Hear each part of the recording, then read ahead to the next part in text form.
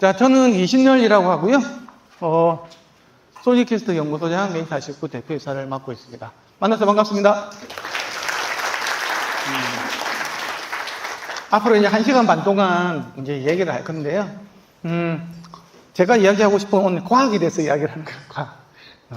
저는 미신 뭐 이런 거, 감성적인 거 뭐 이런 거, 좋아하긴 하지만, 그래도 어쨌든 누군가는 과학을, 현상을 설명해주고, 해줄 사람이 필요하기 때문에 저는 이제 그런 것 쪽으로 하기 위한 거고, 제가 왜 여기 제목이 디지털 오디오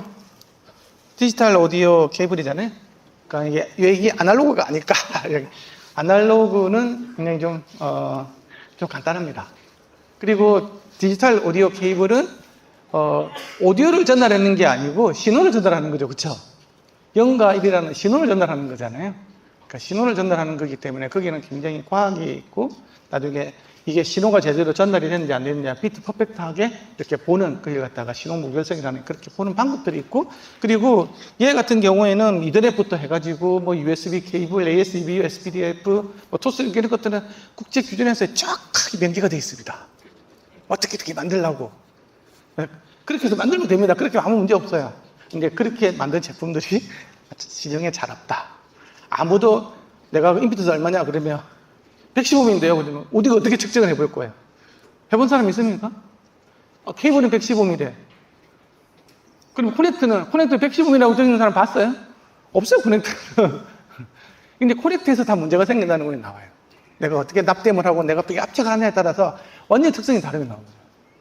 그리고 그 케이블도 115mm라고 이야기했는데 115mm 안 나오는 애들 되게 많아요. 115인 것처럼 보이기 위한 희망사항 값들이 되게 많더라고요. 그래서 이제 그런 이야기에 대해서 할 겁니다. 그래서, 첫 번째 디지털 통신과 디지털 오디오 통신이 좀 다르다. 아까 조금 이야기했죠. 그쵸? 우리가 이게 통신공학에서 배우는, 에러 체크를 해서 다시 오류를 갖다가 찾아서 다시 보내고, 완전 무결할 때 내보내고 하는, 그렇게 할 수가 없어요. 왜? 실시간성이 중요하기 때문에. 내가 지금 공연을 해야 되는데, 다시 보내면서 어떻게 할 건데. 그래서 이소크로너스 트랜스퍼라는 방식이 편으로 되어 있어요. 예, 약간의 버퍼는 있죠. 수 미리세컨드 이내에서 만약에 내가 해결을 못하면 그냥 내보내야 돼요. 그게 지금 디지털 오디오 통신이 약간 다른 거라. 이해가시죠? 그걸 반드시 알아야 돼요. 그 디지털 오디오 통신은 무결하지가 않아요. 무결하기 위해서 만든 게 아니에요. 그렇게 될 수가 없어. 그게 되는 것들은 네트워크 스트리밍 방식은 그게 되죠. 그쵸? 서버에서, 타이틀에서 내가 곡을 다운로드 받아가지고, 막 이렇게 이더넷으로 막 낸 다음에, 내가 여기서 이제 플레이해서 저장을 한 다음에 플레이하는, 그거는 그렇게 되는 거죠. 하지만 내가 녹음을 한다라든지, 공연을 한다라든지, 이런 것 같은 경우는 실시간으로 가야 되기 때문에 그게 있는 거예요. 그래서 그런 것들이 있고, 그리고 아날로그 오디오 케이블하고 디지털 오디오 케이블이 어떻게 다른지도 볼 거예요. 다음에는 그럼 임피던스, 디지털 오디오 케이블에서 임피던스가 왜 중요한 건지에 대한 것. 특성 임피던스도 있고 순시 임피던스라는 개념이 있어요. 다음에는 동기식 오디오 전송하고 비동기식 오디오 전송이 어떻게 다르지? AS 기반으로 되어 있는 ASB는 동기식일까요? 비동기식일까요? USB는 동기식일까요? 비동기식일까요? 단테는 동기식일까요? 비동기식일까요? 이제 그런 것들이 좀 알 필요가 있는 거예요. 어떻게 동식이 되는지 알고, 이제 그런 것들이 알아야 되는 거고요. 그 다음에는 이제, 지터 이야기가 나와요. 클럭 이야기가 나와요. 디지털 오디오 케이블에서 실제로는 이게 정보만 전송되면 되지 않습니까? 그렇죠? 그럼 정보만 제대로 나오면 되는 거잖아요. 거기서 제일 크게 까먹는 요소. 그리고 디지털 오디오에서 왜 음질이 왜 이렇게 나빠지지? 혹시 디지털 오디오는 절대 음질이 안 나빠진다고 생각하시는 분들도 많을 거예요. 그것이 0 아니면, 5 아니면 도대체 가운데가 어디 있어? 이렇게 생각하시는 부분이 있을 텐데, 음질이 나빠집니다. 특히 그게 가장 큰 주범이 바로 클럭 관련된 거. 바로 지터라는 것이다. 그게 대한 이야기가 반드시, 지터를 이해를 못하면 디지털 오디오에 대해서 이제 많은 것들을 잘 모를 수밖에 없어요. 그래서 아까 홍 교수님이 테넴 지터, 펜토 클럭, 루비듐 이렇게 세션 이런 거 이야기하잖아요. 어쨌든 클럭이 생각보다 많이 흔들립니다. 그럼 왜 흔들리지? 생각해 봐야 되고. 내가 좋은 그러면 그 클럭 기기만 있으면 소리 잘 나오는 거 아닙니까? 그렇지가 않은 거예요. 그게. 거기도 전기가 더러워지면 노이즈가 끼게 되고 그렇게 되면 클럭이 또 흔들리기 시작합니다. 전원이 좋아야 돼요, 전원이. 그리고 이제 디지털 오디오 케이블의 측정 장비, TDR 장비, VNA 장비, 벌시브 장비. 지금 벌시브 장비는 저기 바깥에 플루크 네트워크스 가보면 이게 있으니까 나중에 한번 보십시오. 거기서 보면 아주 신박할 정도로. 그러니까 이거는 국제 표준에서 딱 어떻게 돼야 된다고 다 있고 안에 분석돼서 뭐가 문제인지 케이블이 지금 내가 이더넷 케이블 이런 걸 만들었는데 이게 뭐가 문제인지 다 보인다는 거죠. 어쨌든 몇 번이 결선이 잘못돼가지고 있고 저기 시로가 총 8가닥이 나가는데 이쪽에 넘어가는 녀석이 있고 이게 가서 제대로 이렇게 임피던스가 매칭이 안 돼가지고 튕겨 나오는 녀석이 다 보인다는 거죠. 그럼 얘는 절대 못 팔아. 얘는 캣 AC 아니야. 얘는 캣 6가 아니야. 캣 5E가 아니야. 이런 것들을 다 보여준다는 거예요. 근데 여러분들 케이블 사면 그걸 알려줍니까? 안 알려주죠. 그냥 캣 5E라고 이야기만 하고 그냥 믿고 살아라고만 이야기하는 거죠. 오늘 아마 그 충격적인 실상을 아마 나중에 보실 수 있을 거예요. 그 다음에 이제 AS EBU 케이블이라든지 SPDIF, BNC, 토스링크 같은 이렇게 동기식 동기식 오디오 케이블에 대해서 분석하는 거 보고요. 그 다음에 비동기식 오디오 케이블의 그 USB, 그 이더넷 이런 거에 대해서 한번 같이 한번 알아보도록 할게요. 그래서 결론으로 넘어가도록 하겠습니다. 자, 첫 번째 디지털 통신하고 디지털 오디오 통신. 아까 이야기했잖아요, 그렇죠? 디지털 오디오 통신의 제일 중요한 거는 바로 여기 보면 이소코로너스 트랜스퍼랑 이소코로너스 근데 이야기한 실시간 통신인 거예요. 여기 보면 스칼렛도 있고요. 여기 보면 RM이 장비도 있어요. 국제 표준은 이소코로너스 트랜스퍼를 하라고 USB에 전기가 돼 있습니다. 그래서 얘는 에러 정정은 없어요. 에러 체크만 하고 어떻게 할 수 없는 거야. 그래서 그냥 내보낼 수밖에 없어요. 이게 바로 이제 표준으로 USB 오디오 전송 방식이에요. 대부분 이렇게 사용합니다. 내가 할 수 있는 것들은 그 버퍼 내서 어떻게 좀 이렇게 해볼 수 있는 요 정도? 어쨌든 거기서 벗어나면 이제 내보내야 돼요. 실시간성 때문에. 근데 이제 우리가 RM이라는 게 아주 희한한 녀석이 이제 펄커 트랜스퍼라는 표준에서 벗어난 야매로 데이터 통신 방식으로 되어 있는 게 있었어요. 이거는 이제 에러 정정을 합니다. 대신 그 버퍼 사이즈 내에서. 많이 생기면 이것도 안 되는 거겠죠, 그렇죠? 했는데 이게 그래서 뭐 RMA가 좀 안정적인 이런 이야기 했어요. 야매를 이렇게 사용해가지고 그렇기 때문에. 근데 지금은 이제 거의 대부분이 이소코로너스로 많이 넘어가고 있는 상황이고요. 그래서 좀 약간 헤비해요. RMA 장비가. 요즘 새로 나온 거 보면 아시겠지만. 그리고 지연 시간도 좀 더 길고. 그래서 어쨌든 기본은 이소코로너스다. 방식이라는 거. 그래서 디지털 오디오 케이블 실시간 전송이 굉장히 중요하기 때문에 사실 오류 정정까지는 할 수가 없어요. 그래서 디지털 오디오 실용 정정 시에는 케이블의 품질이 굉장히 중요합니다. 그러니까 아셔야 돼요. 디지털 오디오는 뭐 아무나 다 똑같은 거 아니야. 케이블만 다 똑같지 100% 되든지 아니면 아예 안 되든지 둘 중에서 하나 아니야 이렇게 생각하시면 안 된다는 거죠. 그 사이에 어쩌다가 한 번씩 우리가 일주일 44100분의 1초 내서 몇 개 비트 이렇게 에러가 생긴다고 해서 우리가 음질적으로 느낄 수 있느냐 없느냐 그건 약간 다른 이야기예요. 진짜 여기서 두두둑 이렇게 뭔가 이렇게 바뀌면 깨지면 그때 이제 느낄 수는 있을지 모르겠지만 순간적으로 툭툭 깨지고 나면 이미징이 왜 이렇게 좀 부해지지? 저음의 반응이 왜 이렇게 좀 이상하지? 그런 여러 가지 전조현상들이 생기다가 나중에 틱틱 하는 거 들리다가 나중에는 이제 안 되는까지 넘어가요. 그 과정들이 있다라는 거지. 근데 그 좋은 스피커로 들으면 그게 다 들려요. 근데 내가 블루투스 스피커? 아니야. 집에서 그냥 사운드바 이런 거 들으면 하나도 뭐 알 수 없죠. 근데 정말 진짜 조용한 데서 그냥 이렇게 팝음악 이런 거 말고 클래식 음악이 있잖아요. 그렇죠? 대편성 클래식 음악, 잔향이 잘 녹음이 잘 되는 거 쫙 듣고 있으면, 무대가 이렇게 그 레이어가 깨지는 느낌이 들어요. 저도 옛날에 그 단테를 가지고 듣고 있다가, 단테 스위처가 좀 이상인 거예요, 그때. 그래서 스위처를 바꾸고 나니까 다시 밝아지더라고. 왜냐하면 내가 그 스피커를 단테로 듣기 전에 그냥 디지털 내가 들은 적이 기억이 있거든요. 그거 보고 너무 이상한 거야. 그래서 스위처 바꾸고 바꾸고 나니까 다시 해야 돼. 그 소리가 다시 돌아오고 그런 게 있었거든요. 그래서 그때 참 되게 놀랐었어요. 아, 이게, 이렇게, 이런 일들이, 순간적으로 많이 깨졌다는 거지. 그래서 제가 제 동영상 채널이 있거든요. 제 이름 해가지고 보면 채널이 있는데, 소니캐스트 채널이 있는데, 거기 가보면 이게 깨질 때 어떻게 해서 깨지는 건지, 내가 버프 설정을 잘못할 때 어떻게 깨지는 건지에 대해서 있잖아요. 소리에서 다, 그게 다, 측정이 다 가능하고 있잖아요. 누적된 깨진 게 몇 개가 깨지고 있는지 지금. 그게 다 있습니다. 그래서 그 테이블이 굉장히 중요해요. 그때는. 그런 것들을 좀 알아주었으면 한다라는 거고요. 자, 그러면 아날로그 케이블하고 디지털 오디오 케이블이 뭐가 다른지 한번 보겠습니다. 첫 번째는 임피던스가 중요해요. 근데 이제 사람들이 아날로그 오디오 케이블 가지고 임피던스를 얘기하는 사람이 있어요.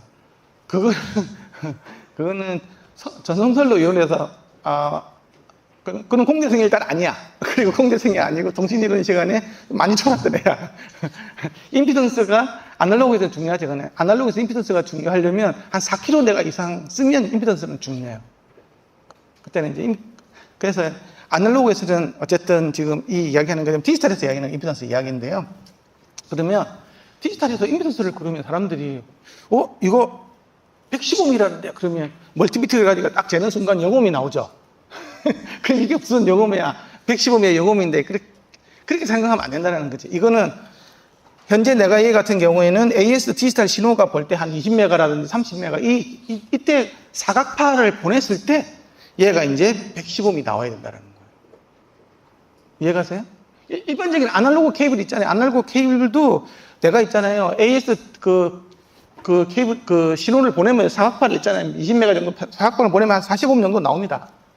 근데 이거는 아날로그 케이블인 거고, 디지털 케이블일 때 내가 한 20메가 정도가 되는 사각파를 보내면 딱 115mm 나와요. 이게 이제 AS EBU 케이블의 규약이라는 거예요. 115mm 나옵니다. 그러면 도대체 이게 내가 디지털 사각파를 넣어줘서 임피던스를 만드는 요소가 뭐냐는 케이블에서. 그게 바로 뭘까요? 그게 바로 임피던스는 리액턴스에 대한 부분들이고, 그 다음에 인덕터하고 커피턴스 두 개가 영향을 미친 데 있잖아요. 케이블에서는 대부분의 요소가 바로 커피턴스 때문에 생기는 거예요. 커피턴스를 아시지 없느냐? 이 같은 경우에는 13피코 페럿 퍼 히트죠, 그렇죠? 얘는 30피코 페럿이잖아요. 이 커피턴스가 얘가 더 크죠? 그러니까 얘는 45mm 나오고 얘는 115mm 나온다. 이 커피턴스에 의해서 정해지는 거예요. 그러면 가만히 생각해 보면 커피턴스라는 것들은 어떻게 정해졌을까라는 거지. 그렇죠? 커피턴스는 양 도체 간의 간격이 제일 중요하고 그 사이에 어떤 유전체가 들어가 있느냐가 중요한 거잖아요. 그렇죠? 그렇죠? 그거에 따라서 정해지는 거예요. 그럼 유전체가 정해져 있다고 하면 우리가 그 가운데 심선이 있고 바깥에 이렇게 피복선이 있다고 하면 그 안에 어떤 플라스틱으로 저런 채로 넣어놨을 거잖아요. 그렇죠? 그거는 거의 고정이 되잖아요. 그러면 결국은 간격이겠죠. 그렇죠? 그렇죠? 이 두 사이의 간격이 얼마만큼 일정하게 유지가 될 수 있느냐에 따라서 얘가 115mm 되냐, 85mm 되냐, 135mm 확 바뀌는 거예요. 그래서 간격이 굉장히 중요하다. 일단은 그거는 머릿속에 꼭 좀 알아뒀으면 좋을 것 같아요. 자, 그리고 디지털 케이블은요, 이게 우리가 보통 아날로그에서 얘기하는 것보다 훨씬 더 아까 얘기했죠. 192km 샘플링을 하면 약 한 24MHz 정도의 이게 대역폭이 요구돼요. 아날로그에는 1000배 이상의 대역폭이 요구가 돼요. 왜냐 그러면 여기서도 봐도 알겠지만 아날로그는 이렇게 가는데 디지털은 빽 이렇게 가야 되네. 굉장히 고속의 사각 펄스파가 간다는 게 되게 중요해요. 그러니까 훨씬 더 많은 대역폭이 필요하겠죠. 1000배 이상 정도가 되는 대역폭이 필요하다. 그래서 굉장히 고속의 사각파가 가야 되기 때문에 케이블 특성이 굉장히 좋아야 돼요. 사각파가 가야 된다는 게 되게 넓어져야 사각파의 표현이 될 거잖아요. 실제로는 이상적인 사각파는 안 나오겠죠, 당연히. 그렇죠? 여기서 이상적으로 올라가려면 무한 헤르츠까지 지원이 돼 이렇게 올라가요. 실제로는 이게 당연히 이렇게 보면 슬로우가 갈 수밖에 없죠. 그래서 어쨌든 이런 굉장히 고속의 파가 가야 되기 때문에 요 사이 나중에 커피턴스 값이 굉장히 중요하다. 그렇게 돼가지고 있고, 이제 이런 것들이 있고. 그리고 이게 아까 아날로그 같은 경우에는 이게 케이블 길이가 우리가 쓰고자 하는 4분의 1 파장보다 더 길어질 경우 임피던스가 중요한 거거든요. 그러면 20km 같은 경우에는 광속으로 날아가잖아요. 그렇죠? 근데 구리선일 때는 광속이 안 나와요. 일주일에 30km 안 나옵니다. 구리선 같은 경우에는 그게 한 70% 수준으로 나와요. 그러면 37, 20일, 한 20일 1초에 30만 킬로미터가 아니고 21만 킬로미터? 뭐 이러고 나오는 거예요. 그러면 3.7km 정도가 되면 임피던스 매칭이 중요한 게 되는 거예요. 우리가 뭐 아날로그 케이블을 3km 이상 쓸 일은 별로 없잖아요. 그렇죠? 그러면 이건 임피던스 매칭이 아무 의미가 없는 거예요. 이 레인지에 들어오면. 그런데 디지털로 들어가 버리면 뭐 3m, 75cm, 7.5cm 이런 게 들어가는 거예요. 그리고 우리가 이제 랜선 같은 게 점점 속도가 빨라지면 빨라질수록 임피던스 매칭이 굉장히 중요하게 되는 거예요. 우리가 보통 한 2, 3m는 쓰잖아요. 그렇죠? 그렇죠? 요 렌즈가 들어온다고 이제. 그럼 임피던스 매칭이 안 되면 신호가 넘어가지 않고 튕겨 나와요. 근데 튕겨 나오는데 역상이 튕겨 나온 표현이 나온다고 그랬죠. 그래서 내가 뭐 이런 걸 보냈는데 튕겨 나온 녀석이 뭐 이런 게 튕겨 나왔다. 그러면 이쪽에 대리면 어떻게 될까요? 요만한 시그널 이렇게 나오겠죠. 그렇죠? 줄어듭니다. 1대1로는 안 나오기 때문에 없어지진 않아. 확 줄어들겠지. 줄어드는 양에 따라서 이렇게 바뀌겠죠. 이게 리턴 로스트라고 해요. 튕겨 나오는 게 줄어드는 거죠. 그러면 나중에 내가 여기서 이렇게 판단해야 되는데, 1인용이 판단해야 되는데, 그 판단하는 중앙선에도 못 넘어가면 이제 완전히 다 깨져버리는 거예요. 그러면 얘는 이제 그냥, 아이고, 놔주고 하면서 이제 통신 불능이 되는 거죠. 예, 그런 상황으로 나중에 되기 때문에 임피던스 매칭이라는 게 디지털에서는 전송선로 이론에서 매칭이 굉장히 중요한 개념으로 들어가요. 왜? 고속으로 가니까 그래요, 고속으로. 아날로그는 그게 없어. 그리고 그러면 케이블 둘 중에서 있잖아요. 아까 얘기했지만, 여기가 이제 신호선이고 있잖아요. 이거는 동축 케이블이에요. SPDIF. 두 개 75비 나와야 된대. 그렇죠? 그러면 요 안에 있는 심선이 있고, 그냥 이게 신호선이고, 여기 있는 게 리턴선이 되겠죠. 그렇죠? 요 녀석이 리턴선이 된다. 이 녀석이 이렇게. 그러면 요 사이에 간격이 바로 뭐가 되냐고 하면, 요 안에 유전체 같은 게 있죠. 그렇죠? 저전체도 있을 거잖아요. 그렇죠? 이 두 사이의 간격하고 저전체, 이 성질에 따라서 이게 75mm로 일정한 유지가 돼야 되겠죠. 그리고 트위스트 페어 케이블 있잖아요. 우리가 밸런스드 케이블 있잖아요. 그거는 이거하고 이 둘 사이에 바로 간격이에요. 그러면 여기 이 심선 두 개에다가 여기 이 사이에 간격이 일정하게 유지가 돼야 이게 나중에 115이 나오겠죠. 그쵸? 이게 유지가 돼야 된다고. 자, 그러면 이제 우리 현실계는 어떻게 되는지 한번 보도록 하겠습니다. 왜 이게 맞추기 어려운 건지. 동축 케이블이에요. 그쵸? 이게 보면 가운데 여기 D가 있고, 라지 D가 있고, 이 둘 사이에 간격이 10로고 해가지고 유전체 E가 들어가지고, 어쨌든 이렇게 해가지고 임피던스가 지금 케이블 임피던스가 정해지는 거예요. 그렇게 해가지고, 디지털 오디오는 75, 그죠? 그러니까 AS3의 ID 같은 경우는 75mm, 그죠? 이게 맞춰요. 그리고 우리가 이제 안테나 같은 설계할 때는 55mm 이렇게 쓴단 말이에요. 그죠? 그런데, 요 케이블, 요 구간에서는 아무 문제 없겠죠? 예를 들면 정상적으로 쫙 이렇게 인출돼 나왔다고 하는 거죠. 근데 문제가 어디서 생기겠어요? 바로 여기서 사단이 벌어진다. 어떻게? 여기까지는 심선 여기 있고 시선은 여기 있잖아요. 여기까지는 아무 문제가 없었겠죠. 여기까지는 아무 문제가 없었겠죠. 그렇죠? 근데 여기서부터 이제 까여가지고 요래 납땜돼 가고 이런 납땜돼 가지고 그렇죠? 요까지 간격이 어떻게 됐습니까? 다 파괴가 된 거죠. 이하고 여기는 완전히 다른 세상이 된 거라고. 그렇죠? 여기서 얘는 유전체도 없죠. 이제 저런선이 없다고, 저런체가. 그러면 여기서 무슨 일이 생기냐? 임피던스가 완전히 다 깨지는 게 생깁니다. 그러면 좋은 커넥터는 뭐냐? 이건 이런 모양밖에 안 되는 거잖아요. 그렇죠? 이름에도 불구하고 요 사이 어떤 특수한 구조로 인해서 75mm 그대로 유지될 수 있는 뭔가 조치가 들어가 있는 거예요. 그게 좋은 커넥터인 거지. 여기서 이제 케이블의 성능이 나오죠. 이 케이블이 여기서 여기까지는 굉장히 75mm 잘 나오는 그 케이블이 좋은 케이블이겠죠. 좋은 커넥터는 내가 이렇게 납땜을 하든 압착을 하든 붙였을 때 75mm 계속 유지가 돼야 돼요. 얘가 굉장히 간단한 겁니다. 근데 여기서 다 깨지는 거예요. 실제로 제 보면 여기 이상하게 임피던스가 막 이상하게 나옵니다. 이렇게 이제 아까 내가 특성 임피던스가 있다 그랬고 순시 임피던스가 있다 그래요. 특성 임피던스는 전체적으로 다 평균적인 거예요. 75mm 이런 게. 순시 임피던스는 각각의 지점별로의 임피던스를 순시 임피던스라고 그래요. 요 지점의 임피던스가 얼마지? 그러면 여기 납땜이 잘 되는지 여기 각각 지점별로 있잖아요. 다 볼 수 있어요. 그럼 이게 쭉 75mm 이렇게 가야 되는데 팍 튀었다가 이렇게 한다. 그럼 여기는 바로 요런 부분이 문제가 생겼다. 그러면 탁 튕겨 나올 수 있다. 이해가십니까? 그 다음에는 이제 트위스트 페어예요. 트위스트 페어는 아까 뭐라고 그랬어요? 요 둘 사이의 간격이라고 했죠. 그쵸? 그죠? 근데 이제 여기까지는 꼬여있기 때문에 있잖아요. 어쨌든 간에 그 간격이 일정하게 나오겠죠. 그죠? 근데 여기서부터 이제 사단이 벌어지는 겁니다. 다 풀려버렸어. 납땜에 붙여야 될 거잖아. 그렇죠? 여기서는 다 풀려가지고 붙이죠. 요 사이 간격이 지금 요 안에 같습니까? 완전히 다르죠?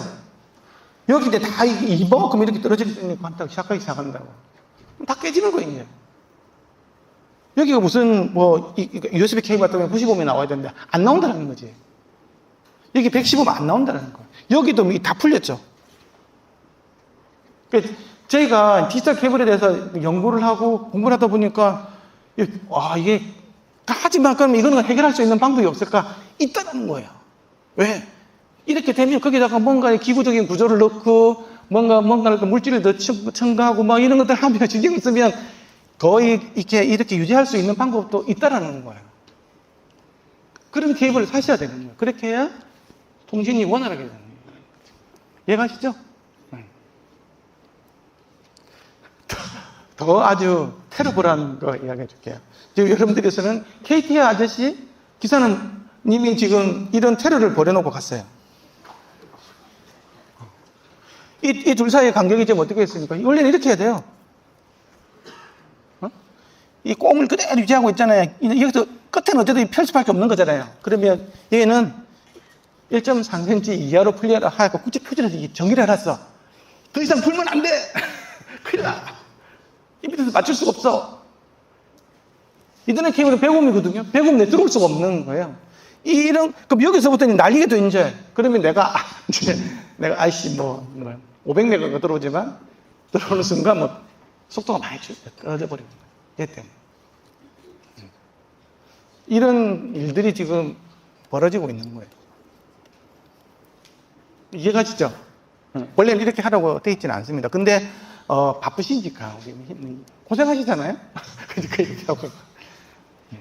그래서, 이게, 이제 디지털 케이블에서 임피던스라는 개념이, 커페이턴스고 간격이 유지해야 되겠구나. 커넥트에서 문제가 생기겠구나.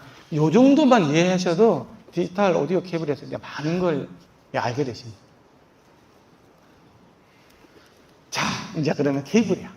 케이블인데, 케이블은 절대 꺾으면 안 됩니다. 막 꺾었어, 이렇게. 자, 그러면 다시 폈어. 다 풀어져 버리죠? 그렇죠? 간격이 어떻게 될까요? 커페이턴스가 어떻게 됐을까요? 다 틀어져 버리겠죠, 그렇죠? 그렇게 하면 거기서 이제 신호가 가다가 튕겨 나와 버리겠죠. 튕겨 나온다. 그런데 케이블 페어 본딩이라는 게 있어요. 케이블 두 개를 본드로 붙인 거야. 그러면 이렇게 되고 이렇게 다시 펴더라도 이렇게 잘 붙어 있을 수 있습니다. 그래서 케이블 페어 본딩이 되어 있는 케이블들이 더 훨씬 좋다라는 거죠.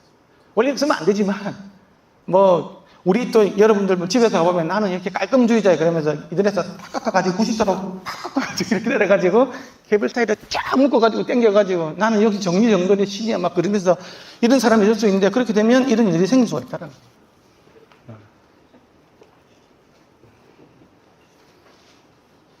그 다음에 케이블 페어 본딩의 장점에 대해서 이야기해 줄게요.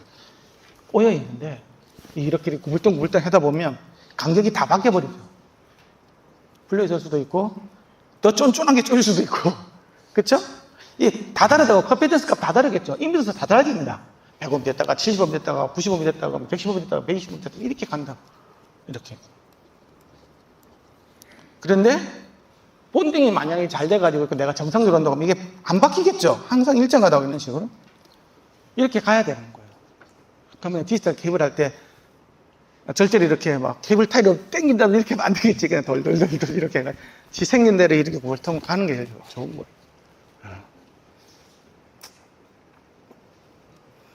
그래서 이렇게 막 이렇게 풀려버렸잖아요. 그렇죠? 그걸 가지고 리터노스 이런 거 한번 째보면 있잖아요. 리터노스를 째보면 튕겨 나오는 녀석들 있잖아요. 여기까지 마진인데 있잖아요. 실제로 요만큼 마진이 있어야 되는 거거든요. 여기는 이제 막 치고 올라오죠. 그러면 이제 굉장히 많은 로스가 생기기 시작합니다.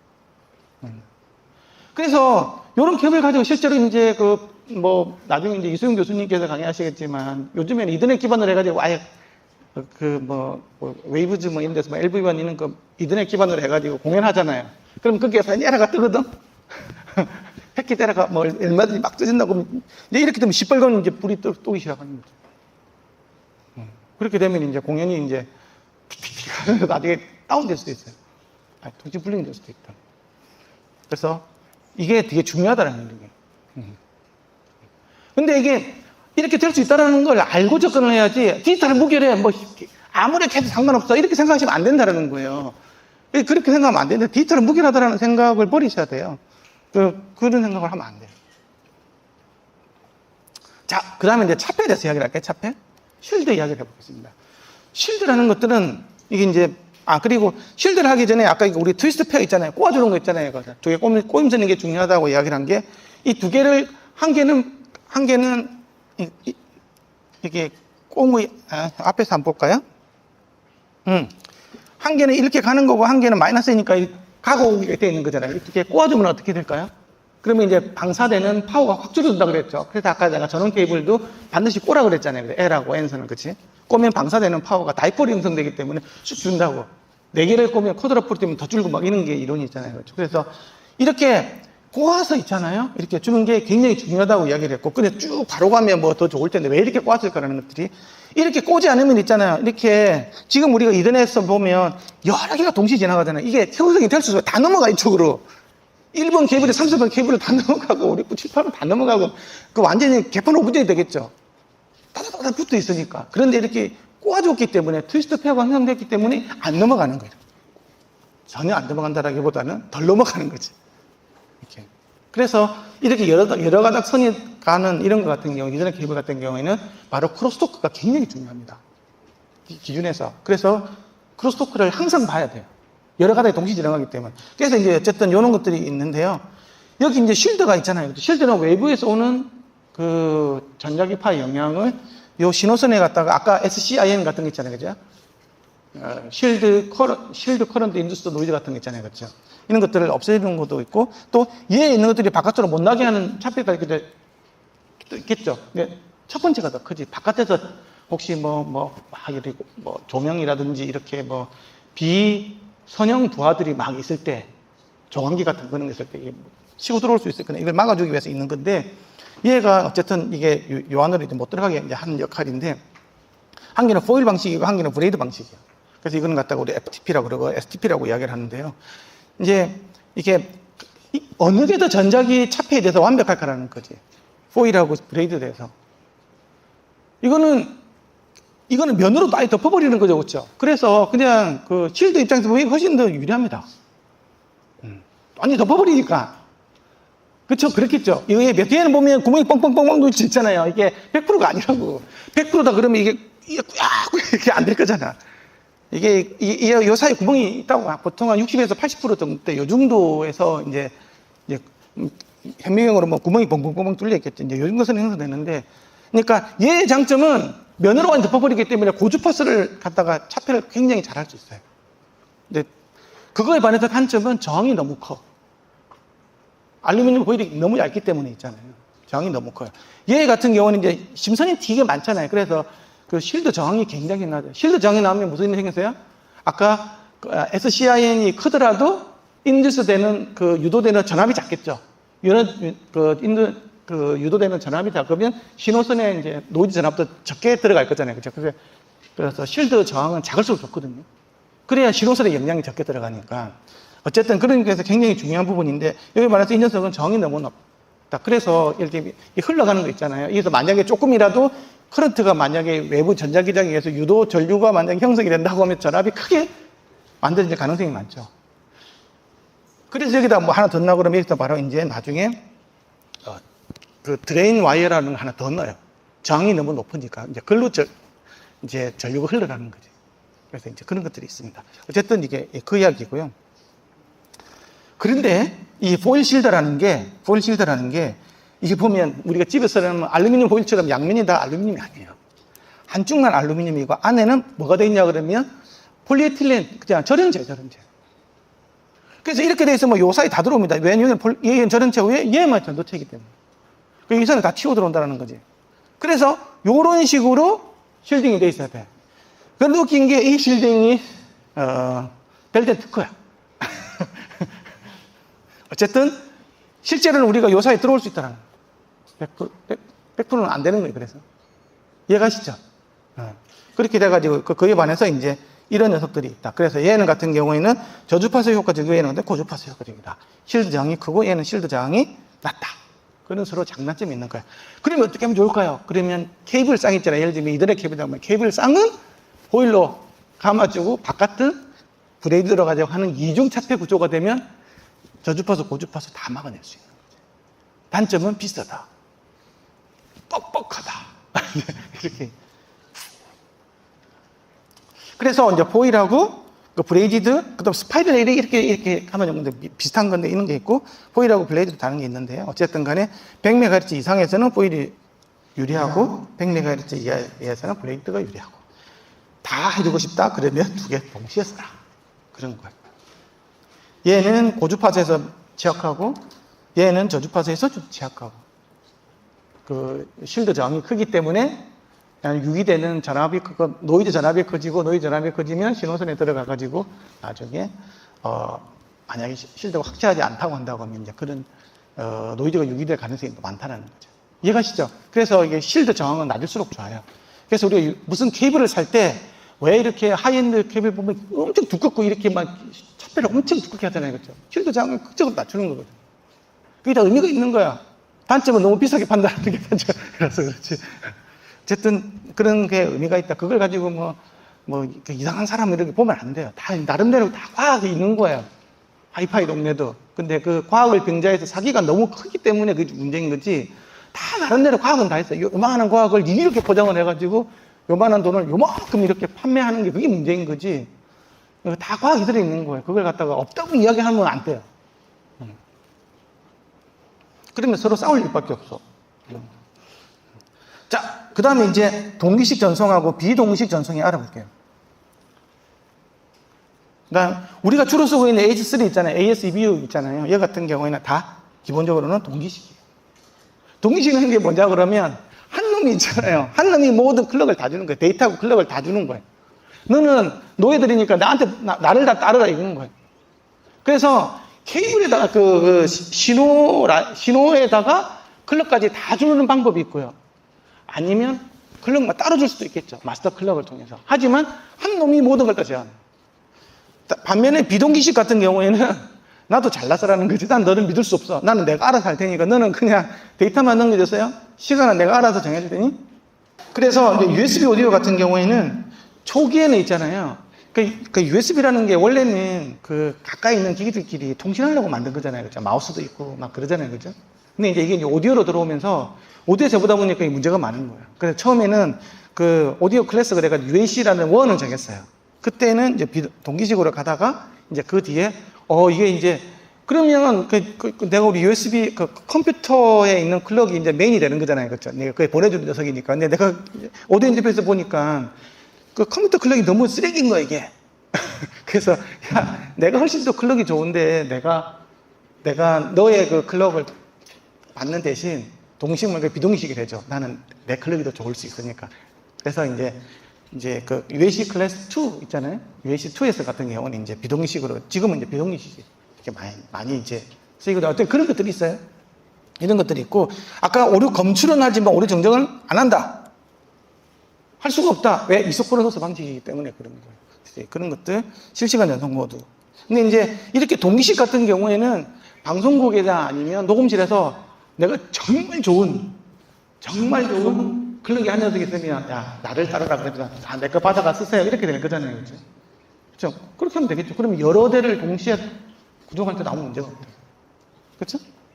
근데 이제 그게 이제 동기식 전송의 장점인데, 만약에 이제 그 마스터 클럭 자체가 시원찮다 그러면 완전히 이제 약간 스텝이 꼬이는 거게 되겠지. 그리고 또 이제 기본적으로는 동기식은 데이터하고 클럭을 같이 보내요. 같이 보낸다고 이렇게 데이터가 여기 있는 데 있잖아. 여기에서 제로 크로싱 되는 거 있잖아요. 그렇죠? 제로 크로싱 되는 이 지점에서 클럭을 뽑았네요. 기본적으로. 근데 이거 치트가 끼가지고 이렇게 왔다 갔다 한다. 그러면 클럭까지 같이 왔다 갔다 하게 되겠죠. 노이즈가 다 가지고 얘가 수직으로 올라가는 게 아니고 거의 이렇게 올라간다고 보면 노이즈가 되게 되면 이렇게 노이즈가 끼고 되면 이 C 시점이 계속 바뀌거든요. 그러면 시트가 계속 되는 거예요. 시점이 바뀌는 거예요. 이렇게 돼버리면 디지털의 음질이 나빠져요. 그래서 동기식, 비동기식 다 좋다라는 거지. 하지만 지금 하이파이 오디오 쓰시는 분들은 거의 다 비동기식으로 쓸 거예요. 하지만 내가 여러 기기를 묶어줘야 될 때 같은 경우에는 비동기식을 쓸 수가 없던 거죠. 기기들 간에 싱크를 누군가랑 맞춰야 될 거니까, 그렇죠? 그래서 단테 같은 경우는 프리시전 타임 프로토콜 그래가지고 패키지 날라왔을 때 그 정렬해주는 뭔가가 또 프로토콜이 또 정의가 되잖아요, 그렇죠? 여러 개 기기들이 여러 개 연결이 됐을 때 그 단테는 이제 많은 기기들이 연결이 되잖아요, 그렇죠? 그래서 이제 시간을 맞추고 하는 그런 룰들도 정해지고 하면서 또 가는 거죠. 그래서 동기식, 비동기식은 장단점을 보면 이거 모든 장치가 동일한 시간 기준에 따라 작동해라. 나를 따르라. 그러면 이제 동기식인 거지.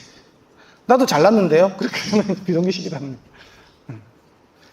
그리고 이건 마스터 클럭 장치가 있고 이게 전용 회선으로 BNC 같은 전용 회선으로 보내줄 수도 있고 바로 오디오 데이터 내에 클럭이들 아까 제로 크로싱 제로를 0을 만나는 점이 있잖아요, 그렇죠? 그걸 만나는 지점에서 이제 클럭을 나는 찾겠다고 하는 이런 개념도 있어요. 얘 같은 경우에는 아까 얘기했지만 이제 케이블이 나빠진다가 이제 외부에 노이즈가 많아진다고 하면 지트가 낄 가능성이 되게 많죠. 그래서 이 보내지 말고 전용 회선으로 BNC 케이블을 따로 보내 이렇게, 그렇죠? 그거 다 맞춰가지고 하는 이런 개념도 있는 거. 그래서 마스터 클럭 품질에 굉장히 좌우가 되고. 그리고 이거는 다중장치 환경에서 굉장히 좋고 동시에 여러 대가 내가 동시에 내가 여기 똥 다 같이 움직이는 거 있잖아요. 이런 갈 때는 굉장히 좋은 거죠. 근데 얘 그에 반해 이 녀석은 단일 소스 환경일 때는 내 잘났으니까 니는 그냥 데이터만 보내주세요. 내가 시간 정리해서 내가 알아서 할 테니까 이제 그 개념으로 가는 거예요. 그래서 이거는 다중 소스 환경에서는 근본적으로 사용 불가하지만 얘는 이제 다중 소스 한계는 없고 얘는 다중 소스가 쓸 수가 없는 환경이 되는 거죠.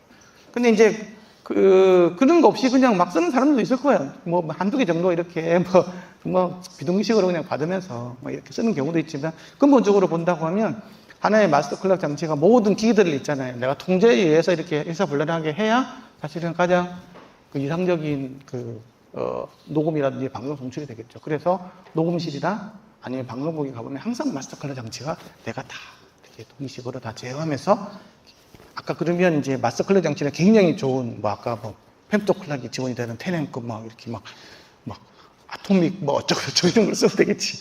굉장히 일상적으로. 이해가십니까? 네. 그러면 이제 디지털에 대해서 이야기해 볼게요. 우리가 디지털이라는 것들은 아날로그 데이터가 아니고 얘를 갖다가 시간별로 있잖아요, 그렇죠? 시간별로 이렇게 썰어가지고 톡톡톡 주기적으로 이렇게 썰어가지고 하나씩 그러니까 이거 자체로 보낼 수가 없고 얘를 가로수 시간축도 정수 체계로 받아들여야 될 거죠, 그렇죠? 높이도 정수 체계로 받아들여야 된다고, 그렇죠? 그러면 정수체가 돼 1010으로 표현이 될 거니까 그러면 얘를 갖다가 얼마나 빠른 속도로 해줘야 되느냐? 사람이 2만 Hz까지 들으니까 한 44100으로 샘플링하면 44,000분의 1초 간격으로 하면 20km까지 충분히 받을 수 있겠는데 그게 이제 CD가 나온 거잖아요. 그러면 44,000분의 1초 간격으로 착착착착 이렇게 만들어야 될 거잖아요. 그렇죠? 그래야 44,000분의 1, 그 다음에는 44,000분의 2초, 44,000분의 3초 이렇게 딱딱 들어올 거잖아요. 그게 그렇게 들어오냐? 그게 안 된다는 거예요. 세상에 그런 거 없어. 다 흔들려, 이렇게. 하나는 44,000분의 1 플러스 얼마 갖다 놔. 좀 이렇게 왔다 갔다 이렇게 하는 거예요. 착착 일사불란하게 움직이는 건 없어요. 될 수가 없어요. 크게 보면 그렇지 모르겠지만, 이게 예를 들면 피코초 이 정도 들어가면 엄청나게 많이 흔들립니다. 근데 마이크로초 정도 된다고 하면 맞겠지. 그러니까 어쨌든 많이 움직인다는 거예요. 언제 특히 더 많이 움직이냐? 노이즈가 들어온다라든지 이런 거 되면 특히 많이 움직입니다. 그래서 내가 아무리 아까 훌륭한 내가 클럭 오븐에다가 컨트롤도 된 엑소급 이런 거 쓰면 뭐합니까? 전기가 더러워지면 있잖아요. 흔들흔들합니다. 그만큼 좋은 전기가 들어가줘야 돼요. 왜냐 그러면 이게 PLL 회로라는 게 있어가지고 그 시간 간격을 일정하게 유지하기 위해서 PLL이라는 거 페이지를 갖다가 락킹 시켜가지고 일정 간격으로 나와! 흔들리지 않도록 하는 강제적으로 해주는 거 제어로직이 들어가거든요. PLL이라고 그래요. 페이지를 록킹한다는 말은 페이지가 시간 간격이잖아요. 페이지가 시간을 뜻하는 거니까. 그래서 시간을 갖다가 무조건 딱딱 이렇게 해가지고 주기적으로 나오도록 하는 그런 2차적으로 하는 게 있는데 그게 이제 그게 제대로 돌아가려면 전압이 항상 일정해야 되고 접지가 깨끗해야 돼요. 그러니까 노이즈 들어오면 안 돼요. 거기 들어오는 순간 이게 흔들리는 거예요. 실제로는 좋은데 제어로직이 흔들리니까. 나는 이렇게 하고 있는데 제어로직이 흔들리면 있잖아요. 얘도 같이 흔들릴 거잖아요. 그렇죠? 예, 그런 일들이 많이 벌어지는 게 오디오 세상이라는 거지. 이렇게 돼버리면 어떻게 했냐 그러면 내가 이 간격이 일정했다고 하면 높이 데이터 값은 똑같아요. 지금 높이 데이터는 똑같거든. 그렇죠? 이런 삼각형의 파형이 나와야 되는데 요 사이 간격이 이렇게 틀어져 버리니까 얘는 좁고 더 넓어지고 좁아졌잖아요. 그러니까 파형이 이상하게 바뀌어버렸죠. 이게 바로 지터에서 나오는 노이즈 때문에 파형이 이렇게 찌그러서 들리는 게 바로 음상이 이상해지고 막 이런 것들이 생기는 거예요. 레이어가 깨지고 이런 것들이. 이렇게 삼각형으로 나와야 될 파형이 이렇게 바뀐다. 이게 바로 지터라는 거예요. 지터. 이해가십니까? 내가 아무리 있잖아 이상적인 파형을 이렇게 이 값은 하나도 바뀐 게 없거든요. 100% 얘랑 똑같아요. 그렇게 되면 뭐 하냐는 거야. 결국은 덱에서 노이즈가 타고 전압이 흔들리고 기준 전위가 흔들리고 이렇게 돼버리면 이렇게 나와버리는 거야. 비트 퍼펙트하게 엄청 좋은 케이블로 전달해줘도 나빠질 수가 있더라고요. 그래서 전원이 중요해서 내가 아까 10시에 이야기한 전기가 좋다. 중요하다. 이게 CD예요, CD. CD면 옛날에 44100 샘플링 했잖아요. 그렇죠? 그러면 44100분의 1초를 하면 22 마이크로세컨드. 그럼 뭐 22.68 마이크로세컨드를 정확하게 맞아야 될 거잖아요. 그러면 이게 22.68이 파란색으로 쫙 나오셔야 될 거잖아요. 그렇죠? 웬걸? 실제로 제목은 있잖아요. 여기 시간이 여기로 갔다가 일로 갔다가 지 맛대로 왔다 갔다 하는 거 이렇게. 요 사이에서. 노이즈가 끼면 더 많이 이렇게 뭐 이렇게 왔다 갔다 하겠죠. 그렇죠? 이런 식으로 벌어질 수 있다는 거죠. 그래서 실제로 해보면 22.68 여기 있어야 되는데 여기 넣어서 이렇게 전기버프처럼 있잖아요. 이런 식으로 나오는 거예요. 막 흔들리고 있다는 거지 이렇게. 근데 이게 흔들리는 게 재밌는 게 여러 가지 패턴이 있는데 이렇게 주기적으로 왔다 갔다 여기 갔다가 일로 갔다 하는 녀석들도 있고 있잖아요. 막 랜덤하게 왔다 랜덤 지터도 있고 주기적인 지터도 있고 뭐 이런 게 다 있어요. 어쨌든 그래서 지금 이 파란 녀석하고 요 이렇게 황토빛 녀석하고는 완전히 성능이 많이 차이가 나겠죠. 이 두 개를 들으면서 디지털 다 똑같아. 디지털은 완벽하지. 뭐 내가 집에 CD를 넣었던 거치형으로 넣었던 뭐가 달라. 내가 집에 뭐 노트북으로 해가지고 뭐 이렇게 해가지고 음악을 듣던 디지털로 들으면 똑같은 거지. 뭐 내가 뭐 몇백만 원짜리 무슨 클럭이 무슨 얼어 죽을 이렇게 생각하면 안 된다니까 이게. 이런 거하고는 완전히 음질이 다른 거예요. 싸구려 몇만 원짜리 스피커에서는 들을 수가 없겠지. 막 다른 거예요, 얘가. 그걸 나 좀 알았으면 좋을 것 같다는 거지. 그래서 지트가 이 때문에 원래는 이게 녹색이 나와야 돼요. 그런데 이게 시간이 왔다 갔다 하잖아요. 그죠? 분명히 같은 데이터야. 시간이 왔다 갔다 하면 이동가 있는 거잖아요. 그렇죠? 그렇게 돼버리면 빨간색으로 나오고. 그러면 녹색 파형하고 빨간색 파형은 다르게 들리겠죠? 그렇잖아요? 그게 이제 디지털 오디오라는 거지. 제가 3시 30분까지죠? 2시부터 시작했으니까? 1시간 반이죠? 빨리 얘기해 주세요. 1시간, 1시간. 1시간 반 맞지? 그러면 이렇게 막 흔들리는 게 원인이 한 3가지로 구분할 수가 있어요. 첫 번째, 싸구려 지터를 사용했다. 싸구려 클럭을 사용했다. 클럭이 뭐 몇백 원짜리 뭐 이런 거. 피해를 해도 뭐 시원찮다. 그러니까 이거 자체가 있잖아요. 다뤄봐요. 그래서 이제 이 클럭이라는 게 있잖아요. 굉장히 섬세해요. 내가 딱딱딱 시간 조기로 있잖아요. 톡탁탁탁 이렇게 있잖아요. 우리가 수정시계처럼 있잖아요. 탁탁탁탁 이렇게 정확하게 나오기가 쉽지가 않아요.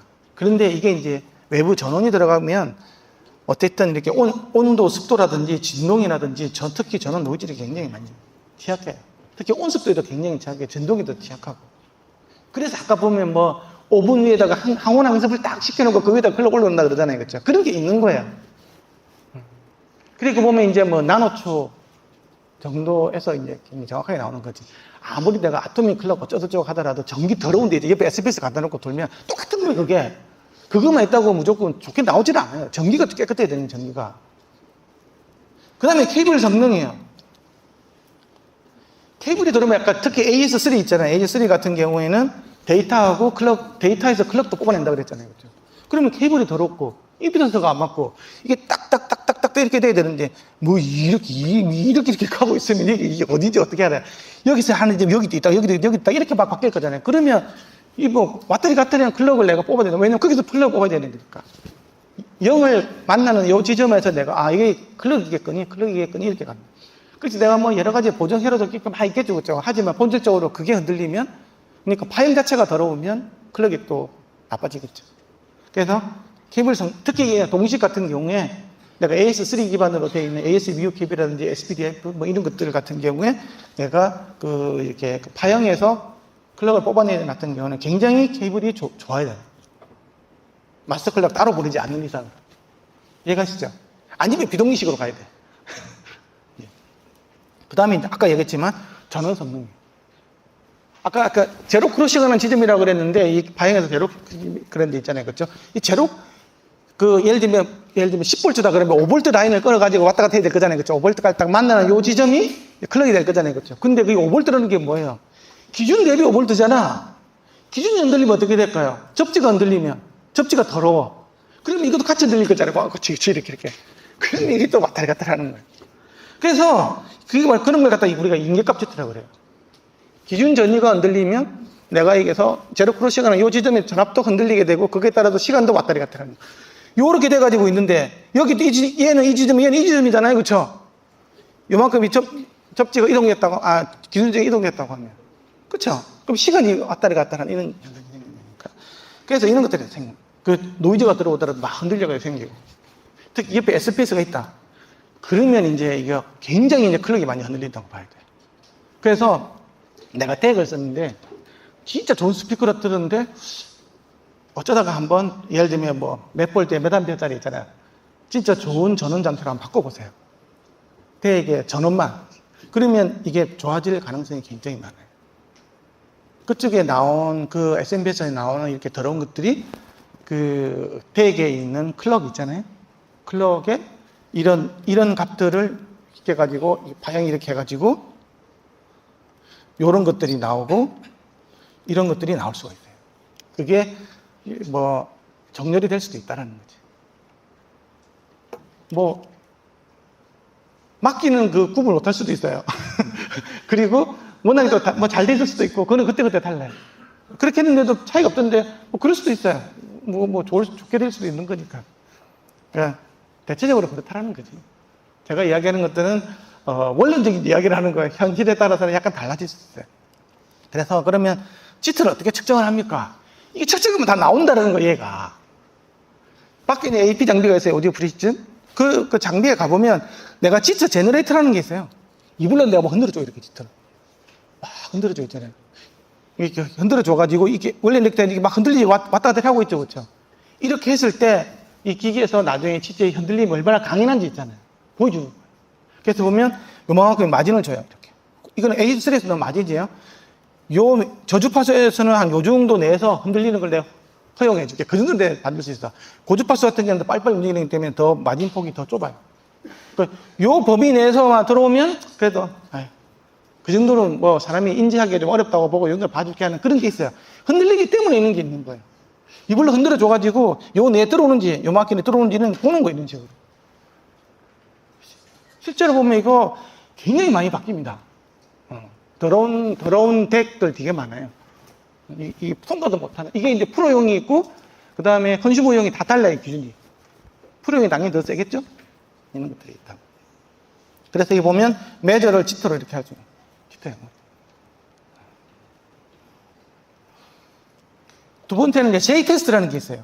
이게 줄리안 돈이라는 사람이 프리즘 오디오 만든 사람이 만든 기법인 건데, 이 보면 이 굉장히 큰 12kg 있잖아요. 이게 48kg 샘플링이었다 그러면 이게 이제 4분의 1 파장 같으니까 12kg 되겠죠. 12kg를 굉장히 크게 내주고요. 마이너스 3dB에서 크게 내주고 엄청나게 작은 이게 48kg에 190일에 나눠져 진짜 이거 1 LSB 굉장히 작은 거 있잖아요. 그 사각판 안 넣어주는 거야.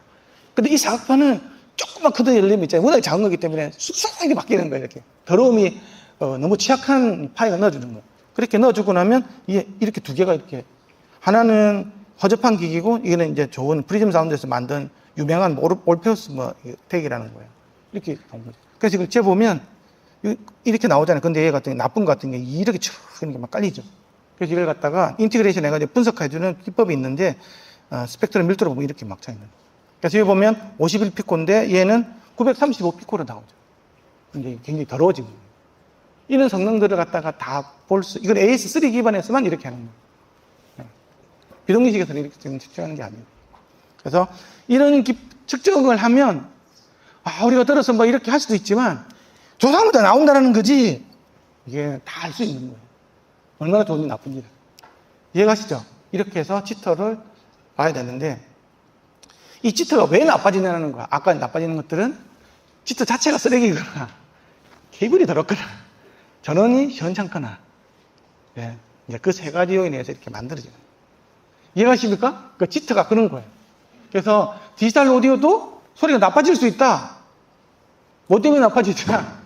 많은 요인은 지터다.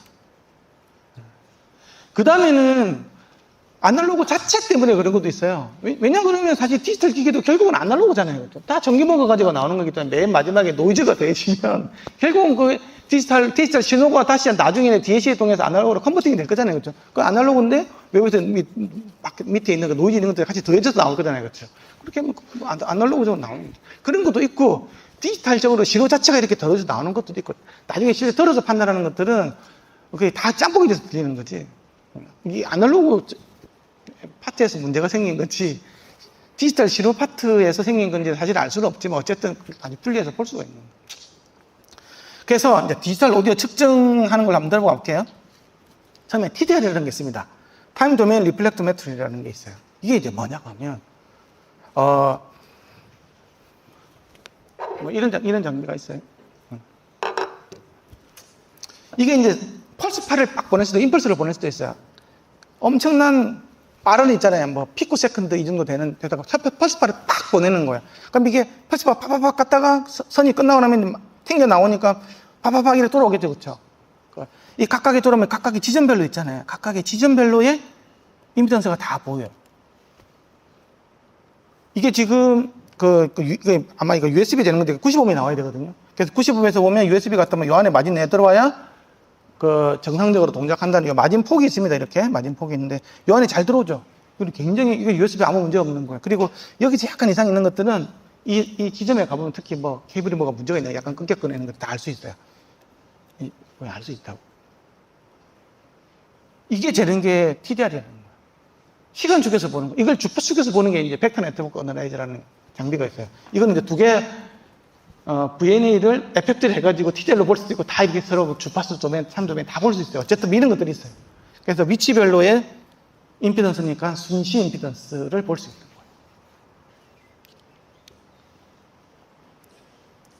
그래서 이제 한 가닥 갈 때는 이게 가서 맞고 튀어나온 거 있잖아요. 요거 봐보면 TDR 여기서 뿅 쏴가지고 맞고 튀어나온 거 이렇게 될 수도 있고 여기서 뿅 쏴가지고 이쪽에서도 될 수 있겠죠. 그렇죠? 쏘아지고 받는 거 여기 있고 여기서 쏘지고 여기서 받을 수도 있겠죠. 파박 이렇게 온 거는 TDR이라고 그러고 여기 쏴지고 여기서 받는 거는 TDT라고 그래요. 이 트랜스미션의 약자겠죠. 그렇죠? 이건 리플렉터 하는 거. 그러니까 TDR, TDT는 단순일 때 소위 말해서 이제 싱글 엔디드 그러니까 언밸런스드 케이블일 때 요거만 하면 되겠죠. 근데 이제 밸런스드 케이블 두 가닥이 하지 않습니까? 그렇죠? 가고 하는 게 있기 때문에 이거 될 때는 TDR, TDT도 있지만 바로 뭐 보냐면 크로스톡도 가요. 여기서 이렇게 넘어가는 거. 근데 넘어갔는데 일로 얘가 쏴주고 일로 받는 거 있잖아요. 그러면 이제 니어 엔드 크로스토크. 여기 쏴주고 일로 가는 거, 파 엔드 크로스토크. 이걸 다 봐야 돼요. 그럼 이런 거 같은 경우는 투 채널로 가는 거 있잖아요. 아니 여러 채널 가는 것들은 이제 얘기 다 봐줘야 되겠지. ASEVU 케이블 같은 게 밸런스드 케이블 이렇게 봐줘야 되는 건데 특히 이런 거 같은 경우는 아주 이더넷 젤 때 있잖아요. 이더넷 젤 때 8가닥이 가잖아요. 그렇죠? 내 쌍이 가는 거잖아. 그러면 영상을 볼 때는 특히 이제 TDR하고 넥스트가 굉장히 중요한 역할을 하게 돼요. 그래서 이게 그래서 이 맞고 리턴 로스가 얼마니? 그 다음에 넥스트가 얼마 이상이 안 들어오면 아예 페일이 나오죠. 그래서 5E, 6, 6A 이렇게 따라서 기준이 점점 높아지겠죠. 그 만족되는 케이블을 측정을 하는 게 바깥에 보면 있습니다. 저기 플루크 네트워크에서. 예, 한번 보시고, 저희도 이제 요거, 똑같은 건데, 이 플루크 네트워크스가 안 썼으면 우리가 좀 돋보일 뻔 했는데, 플루크 네트워크스 와가지고, 이게 좀 덜 돋보이는, 바깥 훨씬 더 좋은 게 더 좋은 장비가 많아요. 그래서, 이렇게 두 개 연결을 해가지고, 이렇게 보면, 이쪽 단이 문제인지, 이쪽이 문제인지, 이쪽이 문제인지 알 수가 있겠죠, 그죠? 다 나옵니다. 잘못 집은 거 다 나옵니다. 좀 이따가 보여드리도록 하겠습니다. 그래서 이제 팩트 네트워크 어다인지 아까 티텔이랑 봤는데 이게 주파수 도면에서 보는 거예요. 어쨌든 이제 우리가 이런 걸 갖고 있고 얘를 이렇게 FFT를 해가지고 타임 도면에서 보면 인버스 FFT 직접 보면 이제 이게 이런 이 보면 훅 튀는 거 보이시죠? 그렇죠? 요 마진 내에 들어와야 되는데 잘 들어오는데 끝에 가니까 사단이 벌어지기 때문에 첫 번째가 더 문제잖아. 왜? 납땜이 잘못된 거야, 커넥터에. 그러면 이게 이제 좀, 이제 에러가 생길 수 있는 거예요. 그쵸? 그 다음에는 반사 손실이 이제 가서 잘 넘어가는지. 예. 그러니까 임피던스 매칭이 잘 되는지 보는 게 이런 것들이 있고, 속도별로 있잖아요. 속도별로 이게 임피던스가 어떻게 다른지 조금씩 다를 거잖아요. 그쵸? 20메가, 50메가, 100메가, 뭐 이게 따라서 이렇게 속도별로 임피던스가 어떻게 바뀌는지 보는 거예요. 이런 것들이 이 빨간 선 내에 여기 이 마진 내에 다 들어가야 되는 거예요. 한참 마진이 많죠. 이런 식으로. 그렇죠? 이런 것들을 다 보고 이런 게 됐으면 이게 문제가 없는 거예요. 적어도 케이블만큼은 문제가 없다. 진짜 케이블만큼. 이해가십니까? 네. 자. 그래서 아까 이게 바깥에 이런 것들이 있다. 그래서 이걸 어댑터들이 다 달라요. 왜 다르냐? cat5, cat5e, 그 다음 cat6, cat6a, 뭐 이런 게 다 다를 거잖아요. 그렇죠? 예, 다 다르고. 근데 이건 웃기는 거는 이 모든 디지털 케이블에 있잖아요. 커넥터가 있잖아요. 많이 사용하면 어떻게 될까요? 접점 저항이 생기겠죠. 실제로 많이 사용하면 일단 접점 저항이 0몇 ohm씩 바뀌거든요. 처음에는 빡빡하게 들어가면 흘렁흘렁 들어갈 거잖아. 그렇죠? 그렇게 돼버리면 아까 그 뭐 기가 대역이나 이런 데서는 엄청나게 크게 바뀌어버립니다. DC 저항에서 0몇 ohm이 바뀐 정도가 되면 우리가 쓰는 사각파가 들어가는 메가나 기가 대역가 엄청나게 크게 바뀌어버려요. 그래서 사용 횟수가 정해져 있습니다. 그래서 USB 함부로 넣었다 뺐다 하면 안 됩니다. 그 사용 횟수가 있기 때문에 걸렁걸렁하면 그때부터는 이제 사단이 크게 벌어집니다. 어떤 케이블도 마찬가지예요. 그래서 우리가 잘 보면 ASB 케이블도 뭐 처음에는 그 이더넷 같은 경우도 퍽 꼽다가 지금은 이더콘이라고 그래가지고 빡빡하게 쫙 잡아주고 이런 거 다 가잖아요. 그렇죠? 왜 흔들리면 안 되기 때문에. ASB도 딸깍 아니면 뚝뚝 그렇죠? 그렇게 해야 해요. 그래서 어쨌든 이것도 횟수가 정해져 있다는 거 반드시 아셔야 되고 흔들흔들 한다 그러면 일단 쓰면 안 됩니다. 내가 근데 마우스 USB 흔들흔들 하던데 마우스는 어쩌다 한 번씩 그러는 거니까 상관이 없는데 이제 오디오에서 이렇게 될 때는 그때부터가 굉장히 큰 문제가 생겨요. 그러니까 그러면 뭐 크게 문제가 생기니까 속도가 늦어지고 있잖아요. 뭐 이렇게 좀 안 좋아져요. 그러다가 어느 결정적인 순간이 되면 굉장히 큰 문제가 생길 수도 있습니다. 내가 너무 겁주는 게 아니고 그걸 신경을 쓰셔야 된다는 거예요. 이제 저희들 같은 경우에 이제 6A 케이블을 이제 요즘 제작을 하고 있어서 이걸 저희들이 이제 구매해가지고 플루크 네트워크스에서 이렇게 벌시브 장비인데요. 어쨌든 이게 국제 표준 장비고 굉장히 측정뿐만이 아니고 그리고 인증도 요걸로 가지고 주고요. 그리고 분석도 이게 됩니다. 그래서 이게 보면 내가 4.5m 딱 연결해가지고 이게 어떻게 3.5m인지 알아. 나는 그래 딱 했는데 어쨌든 이렇게 해서 보고 각각의 결선이 제대로 잘 됐는지 다 보여주고 이런 식으로요. 다 보여주고 이제 아까 넥스트하고 리턴로스 있잖아요. 그게 이쪽 다 이렇게 연결했다 그러면 이쪽하고 이쪽에서 각각에 대해서 있잖아요. 이렇게 다 보여줘요. 지금 이거는 지금 거의 이제 뭐 부틀똥 발동하고 있죠. 이런 데서 그저 있는 게 겨우 통과된 거예요.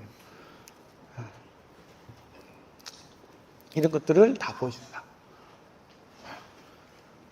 그래서 아까 이제 플루크 네트워크 퍼시브 장비라는 게 있는데 얘가 있잖아요. 이렇게 우리가 이렇게 이런 케이블들을 갖다 우리 패치 코드라고 그래요. 패치 코드.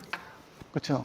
그러니까 요거를 재는 방법하고 전체 다 해서 있잖아요. 채널 당해서 되는 게 또 달라요. 왜냐하면 내가 뭐 집에서 이쪽 구명에서 우리 집에 들어오는 거 있잖아요. KT 들어오는 것까지 그 사이에 어떻게 되는지 보고 싶을 때는 좀 멀리서 꽂아서 해야 될 거잖아요.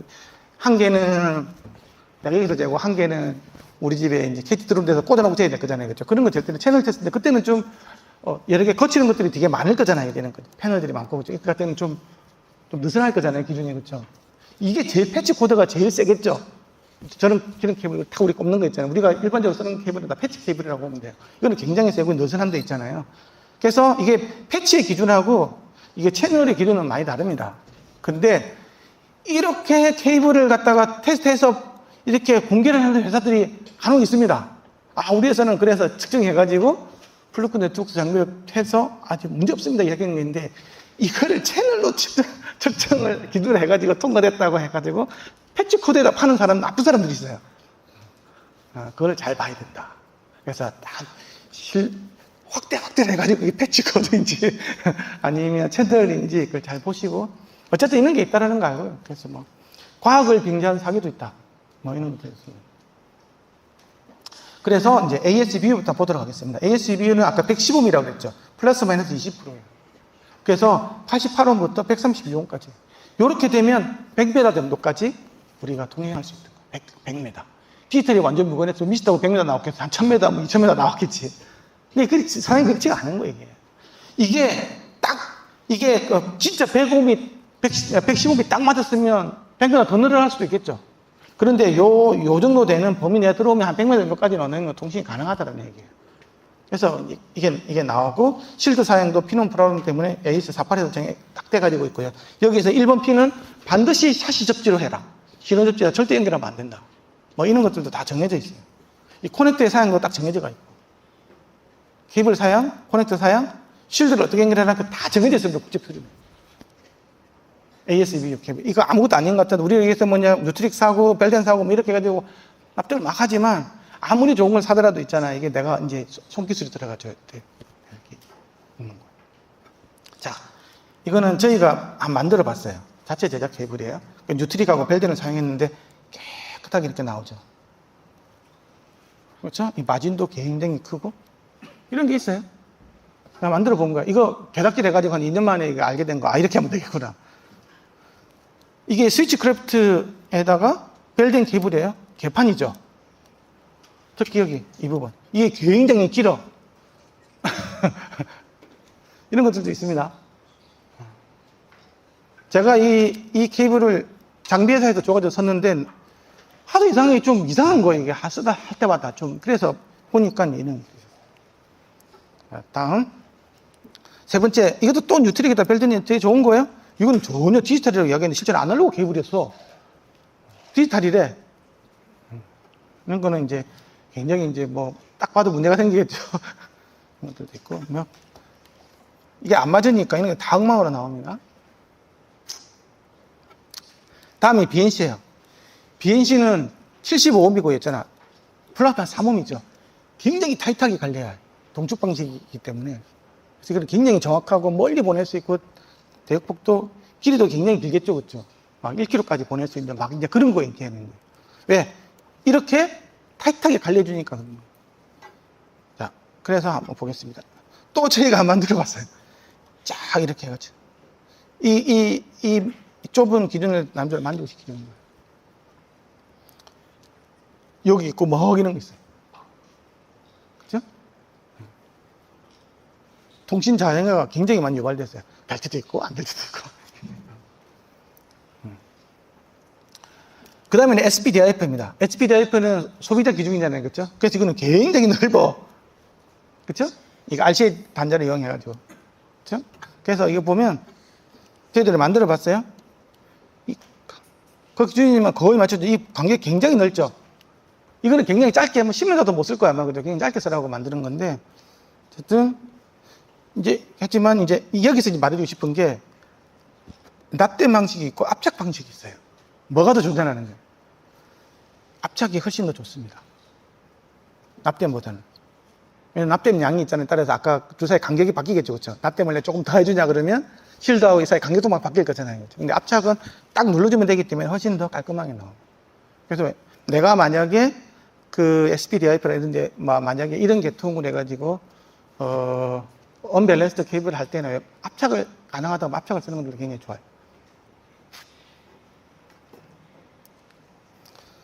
그 다음에는 이제 USB 케이블입니다. USB 케이블도 굉장히 이거 빡빡하게 되어 있습니다. 이게 프로파게이션 딜레이는 뭐 5m 이내로 반드시 해야 되고. 그래서 USB 케이블이 5m 넘어가는 것도 쓰면 안 됩니다. 굉장히 큰 문제가 생길 수가 있어요. 그 다음에 이제 어테뉴에이션 레벨이 있잖아요. 이게 마이너스 1.9 데시벨, 마이너스 3.2, 각각의 주파수에 따라서 있잖아요. 어느 이내로 들어야 돼요. 수신기의 적절한 신호 간격가 반드시 보장돼야 되고, 임피던스는 90옴 플러스 마이너스 15% 유지가 돼야 되고 있잖아요. 그 다음에 이게 케이블 관련된 이제 전압 강화가 있잖아요. 0.2옴 이내로 있잖아요. 이렇게 USB라는 게 전력도 보내잖아요. 그렇죠? 그걸 가는 선이 0.2옴 이내로 들어와야 되는 거예요. 그래서 굉장히 두꺼워야 돼요, 이렇게.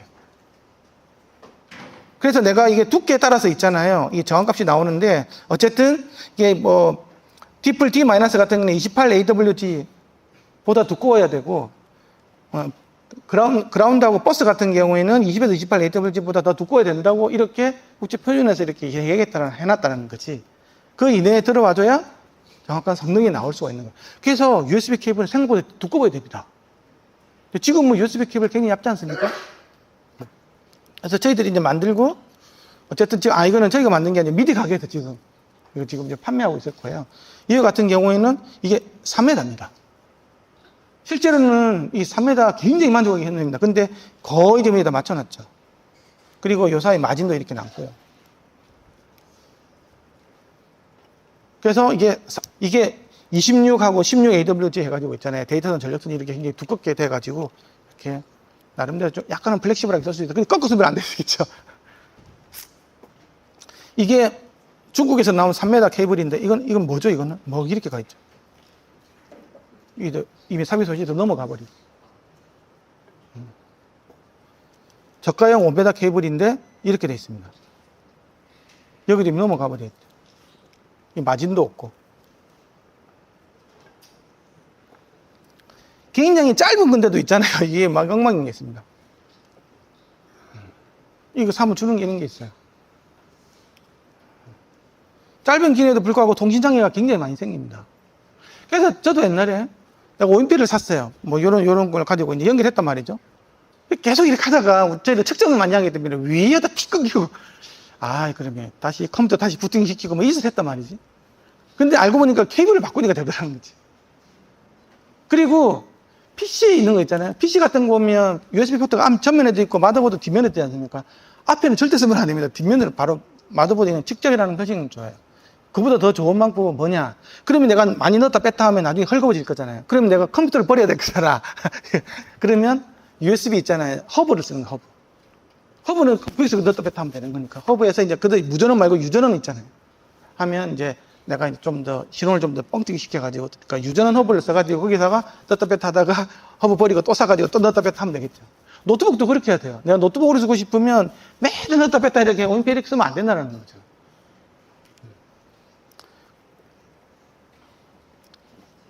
그리고 이거는 이제 뭐냐 그러면 오디언트 인터페이스 OMP겠죠, 그렇죠? 오디언트 사이트에 나온 그 번들 케이블이에요.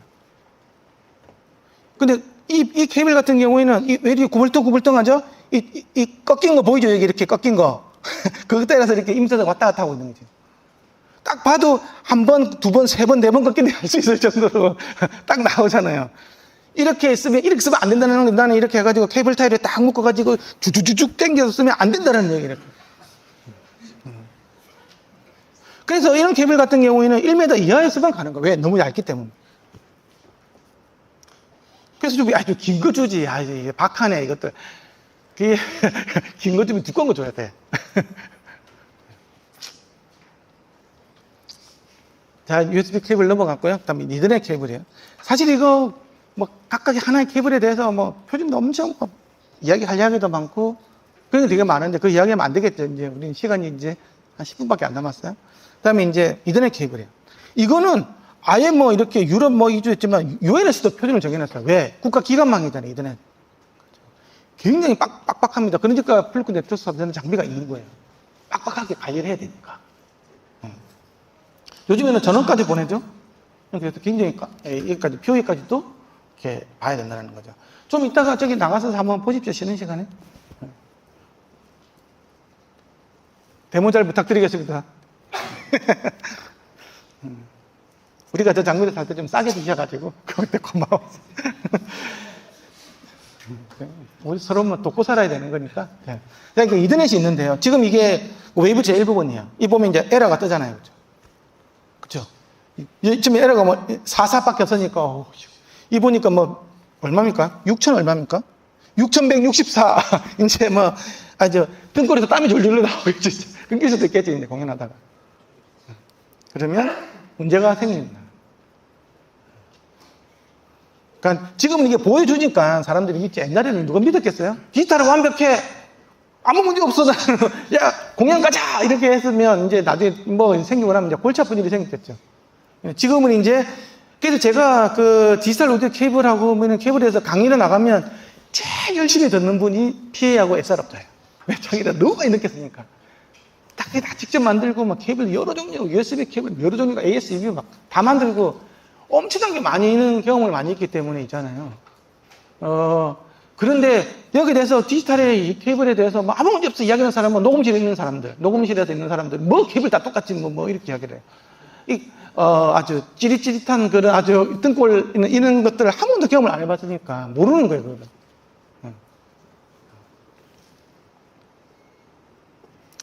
그리고 이렇게 그 이더넷 케이블 이렇게 얇게 짧게 쓰는 거 있잖아요. 이거 굉장히 이렇게 하지 말라고 돼 있어요. 이 보면 오씨 이 사람은 야 정리정돈이 아주 철저한 아주 멋쟁이 사람이겠네. 이 안에다가 물통 딱 끼워가지고 탁탁 당겨가지고 짜자작 맞춰가지고 이렇게 죽죠. 뭐 이렇게 했을 것 같잖아. 이렇게 짧게 쓰지 말라고 돼 있어요. 50cm 이상, 90cm 이상을 권고하라고 돼 있어요. 이렇게 너무 짧으면 신호가 칸수도 증가하고 반사수실이 크게 증가하는 치명적인 문제가 있어요. 그래서 웬만하면 좀 길게 해가지고 있잖아요. 크게 이렇게 감아서 이렇게 하라고. 네, 이것도 알아두시라는 거죠. 특히 이게 서버 관리하는 사람들, 이런 사람들 좀 알아둬야 돼. 자, 그래서 이제 우리도 또 다 만들어 봤지 않겠습니까? 그래서, 이게 저희들이 6A 케이블을 한번 만들어 봤어요. 이 6A 기준을 모든 게 다 만족을 하는 걸로 이렇게 만들었어요.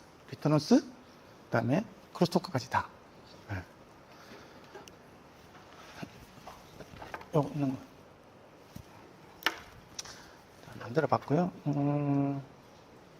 네. 조만간에 출시가 될 예정입니다. 그 다음에는 이제 텔레 같은 데서 나온 거 이런 거 있어요. 굉장히 두꺼운 거, 요거 있죠, 요거. 이거 이제 DIY 씬에서 이제 막 이렇게 사람들, 이야, 이거 막 비싸게 딱 봐도 비싸게 팔리겠죠? 특성이 다 안 좋습니다. 저렇게 무조건 크다고 해서 작업하기 쉬운 게 아니더라고요. 저기 훨씬 더 에러가 더. 그래서 적정한 게이지 있잖아요. 이거는 진짜 8가닥을 동시에 작업을 해야 되는 거기 때문에 굉장히 섬세한 작업이 들어가야 돼서 너무 두꺼우니까 작업하기가 오히려 에러가 훨씬 더 많이 생겨요. 그러니까 저거는 눈으로서 그냥 안 되는 거. 이 정도면 그래도 나빠. 지금 이거 보면, 이거 나쁘네, 이게 뭐야, 이거. 좀 있으면 아주 무시무시한 광경을 볼 수 있을 것 같습니다. 이거 딱 봐도 어딘지는 알지만 이게 회사 굉장히 비싼 거거든요. 비싸. 근데, 안 되죠? 그죠? 거의 턱걸이로 이제 넘어가 있는 상황인데, 6A. 조금 무료 통과가 됐다. 굉장히 비싸게 판매하는 겁니다. 유명회사 제품이고. K사 제품인데, 자기는 캣 8이래. 근데 5E만 통과가 되고 다 페일입니다. 그렇죠. 우리는 알 수가 없어요. 이거 뭐, 캣 8이니까 캣 8인지 알겠죠. 그렇죠? 뭐, 있어 보여. 두꺼워. 야, 역시 뭐, 이게 아니라는 거예요, 이게. 이거 이제는, 뭐야, 이거? 완전히, 먼 쓰레기, 이렇게 되는 거잖아요. 이건 캣 8이래. 5A도 교육도 통과 못 하는 거예요.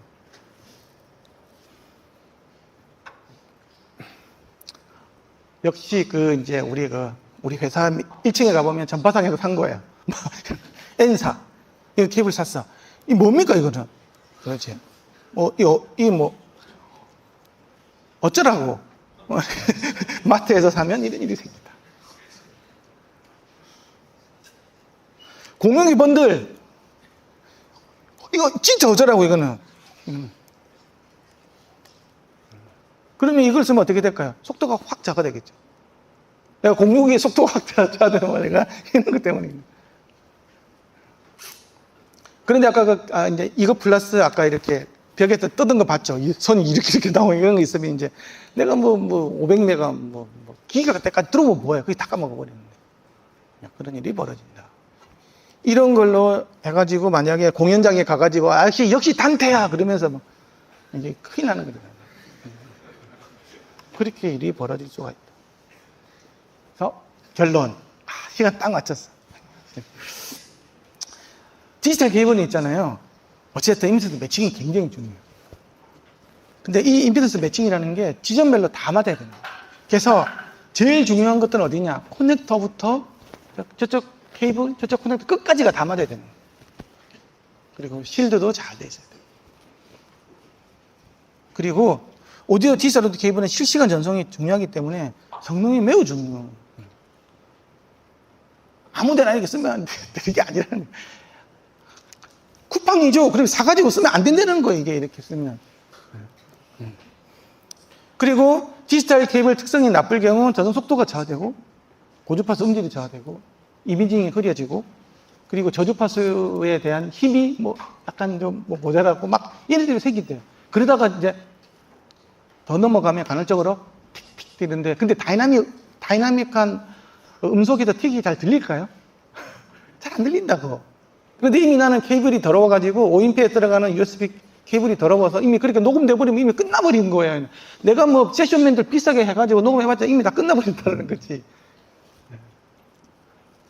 통신장애가 발생할 수밖에 없어요. 그래서 최대한 케이블들은 최대한 짧게, 굵게, 연선보다는 강선을 쓰고 있잖아요. 그래서 특히 이게 커넥터 부분에서 임피던스 브릿지가 크게 발생하니까 그걸 잘해야 돼요. 잘 보셔야 돼요. 어떻게 잘 보죠? 장비로 가지고 이제 측정해 볼 수밖에 없어요. 그리고 납땜보다는 압착이 더, 할 수 있으면 압착 방식이 쓰고 있잖아요. 반드시 국제 표준을 만족을 하는지 안 하는지 맨눈으로 보고, 맨눈으로 본다고 이게 보이는 임피던스가 안 보이니 그게 문제인 거지. 이제. 믿고 사야 되는데, 그래서 이제. 근데 이제 제가 이렇게 아까 전원도 그렇고 케이블 이런 것들 개발해가지고 사람들이 문제가 뭐냐고 하면 디지털 케이블은 완벽한데 무슨 개소리냐 이렇게 이야기하는 사람 너무 많다니까. 저 케이블로 저거 괜히 겁주고 막 장난 나쁜 사람 막 이런 식으로 이야기를 한다니까. 근데 그 유튜브에서 디지털 오디오 통신하고 디지털 통신하고 막 헷갈려가지고 말도 안 되는 이야기하는 사람 너무 많아요. 또 그리고 요만한 현상을 가지고 이렇게 뻥튀기 하는 그런 또 업체들도 또 되게 많아. 그러니까 이제. 그리고 나는 들었노라. 니는 맡기라서 좋겠어. 막 이렇게 싸우는 사람 되게 많아요, 또 이렇게. 근데, 이게 실제로 다 벌어지는 현상이라는 거예요. 그 원인을 정확하게 알고 있으면 내가 어떻게 해야 될지 좀 생각을 해보시면, 돈 많이 안 주고 해결할 수 있는 부분이 많다는 거죠. 저는 오늘 그 이야기를, 그리고 디지털은 고속이기 때문에 훨씬 더 노이즈라든지 이게 주변 환경이 훨씬 더 취약해요. 왜냐, 엄청나게 빠른 사각파가 이렇게 막 기가대로 이렇게 왔다 갔다 해야 되잖아요. 앞으로 우리가 아마 이제 그 이더넷 같은 경우는 10기가대까지 막 올라가잖아요. 그렇죠? 그러면 주파수가 높아질수록 파장이 더 짧아지니까 이제 수센치 단위로 이렇게 뭔가가 이제 굉장히 중요한 계속 온다라는 거죠. 그래서 이게 잘 생각하셔야 돼요. 저는 궁극적으로는 무선으로 간다고 봐요. 근데 이제 무선이 있다고 그러면 이제 클럭 맞추기가 쉽지가 않잖아요. 그렇죠? 싱크 맞추기가 그런 게 있지만 그것도 뭔가 된다고 하면 유선이 결코 이렇게 완벽하지가 않은 거예요. 진짜 신경을 많이 써서 봐야 된다는 거예요. 그 이야기를 하면서 제 강의는 마치고 질문 있으면 질문 받을게요. 저 지금 네. 그 아까 케이블은 엄청 중요하다 생각을 얘기를 많이 해주셨는데 네. 실제로 현장에서 노트북이나 PC를 쓸 때 어쨌든 네트워크, 그러니까 인터넷선 연결하면 젠더가 있어야 될 거잖아요. 네. 그래서 그걸 좀 찾아보니까 어떤 특정 제조사에서 나온 칩셋인 젠더를 써야 단테가 안 끊긴다고 하는데 뭐 어떻게 생각하시는지. 왜냐하면 단테는 오디네이트에서 하는 거잖아요. 네. 그건 오디네이트에서 만든 칩셋을 반드시 써야죠. 그는 거기서 만든 거니까 그 AVB하고는 다른 거잖아요. 그는 표준 규격이 아니고 단테라는 회사에서 만든 자체 규격이기 때문에 무조건 오디네이트 회사를 써야 되는 거지. 그거는 100%입니다. 그건 어쩔 수가 없어요. 그거 말고 뭐 PC에서 뭐 30째, 60가치로 녹음을 하는데 네. 제가 실제 쓰고 있는데 녹음할 때는 문제가 없어요. 네. 근데 플레이백을 장시간 하다 보면 가끔 끊겨요. 그게 이제 가끔 끊기는 게 사람 아주 죽이는 거거든. 그러니까 이제 이게 케이블의 문제인 건지, 전원상의 문제인 건지, 쉴드의 문제인 건지, 외부에서 뭔가 들어서 그러는 건지, 저쪽 임피던스가 진짜 출력 임피던스가 맞는 건지, 이게 임피던스가 맞는 건지, 내 케이블의 문제인 건지, 그걸 다 따져봐야 돼요.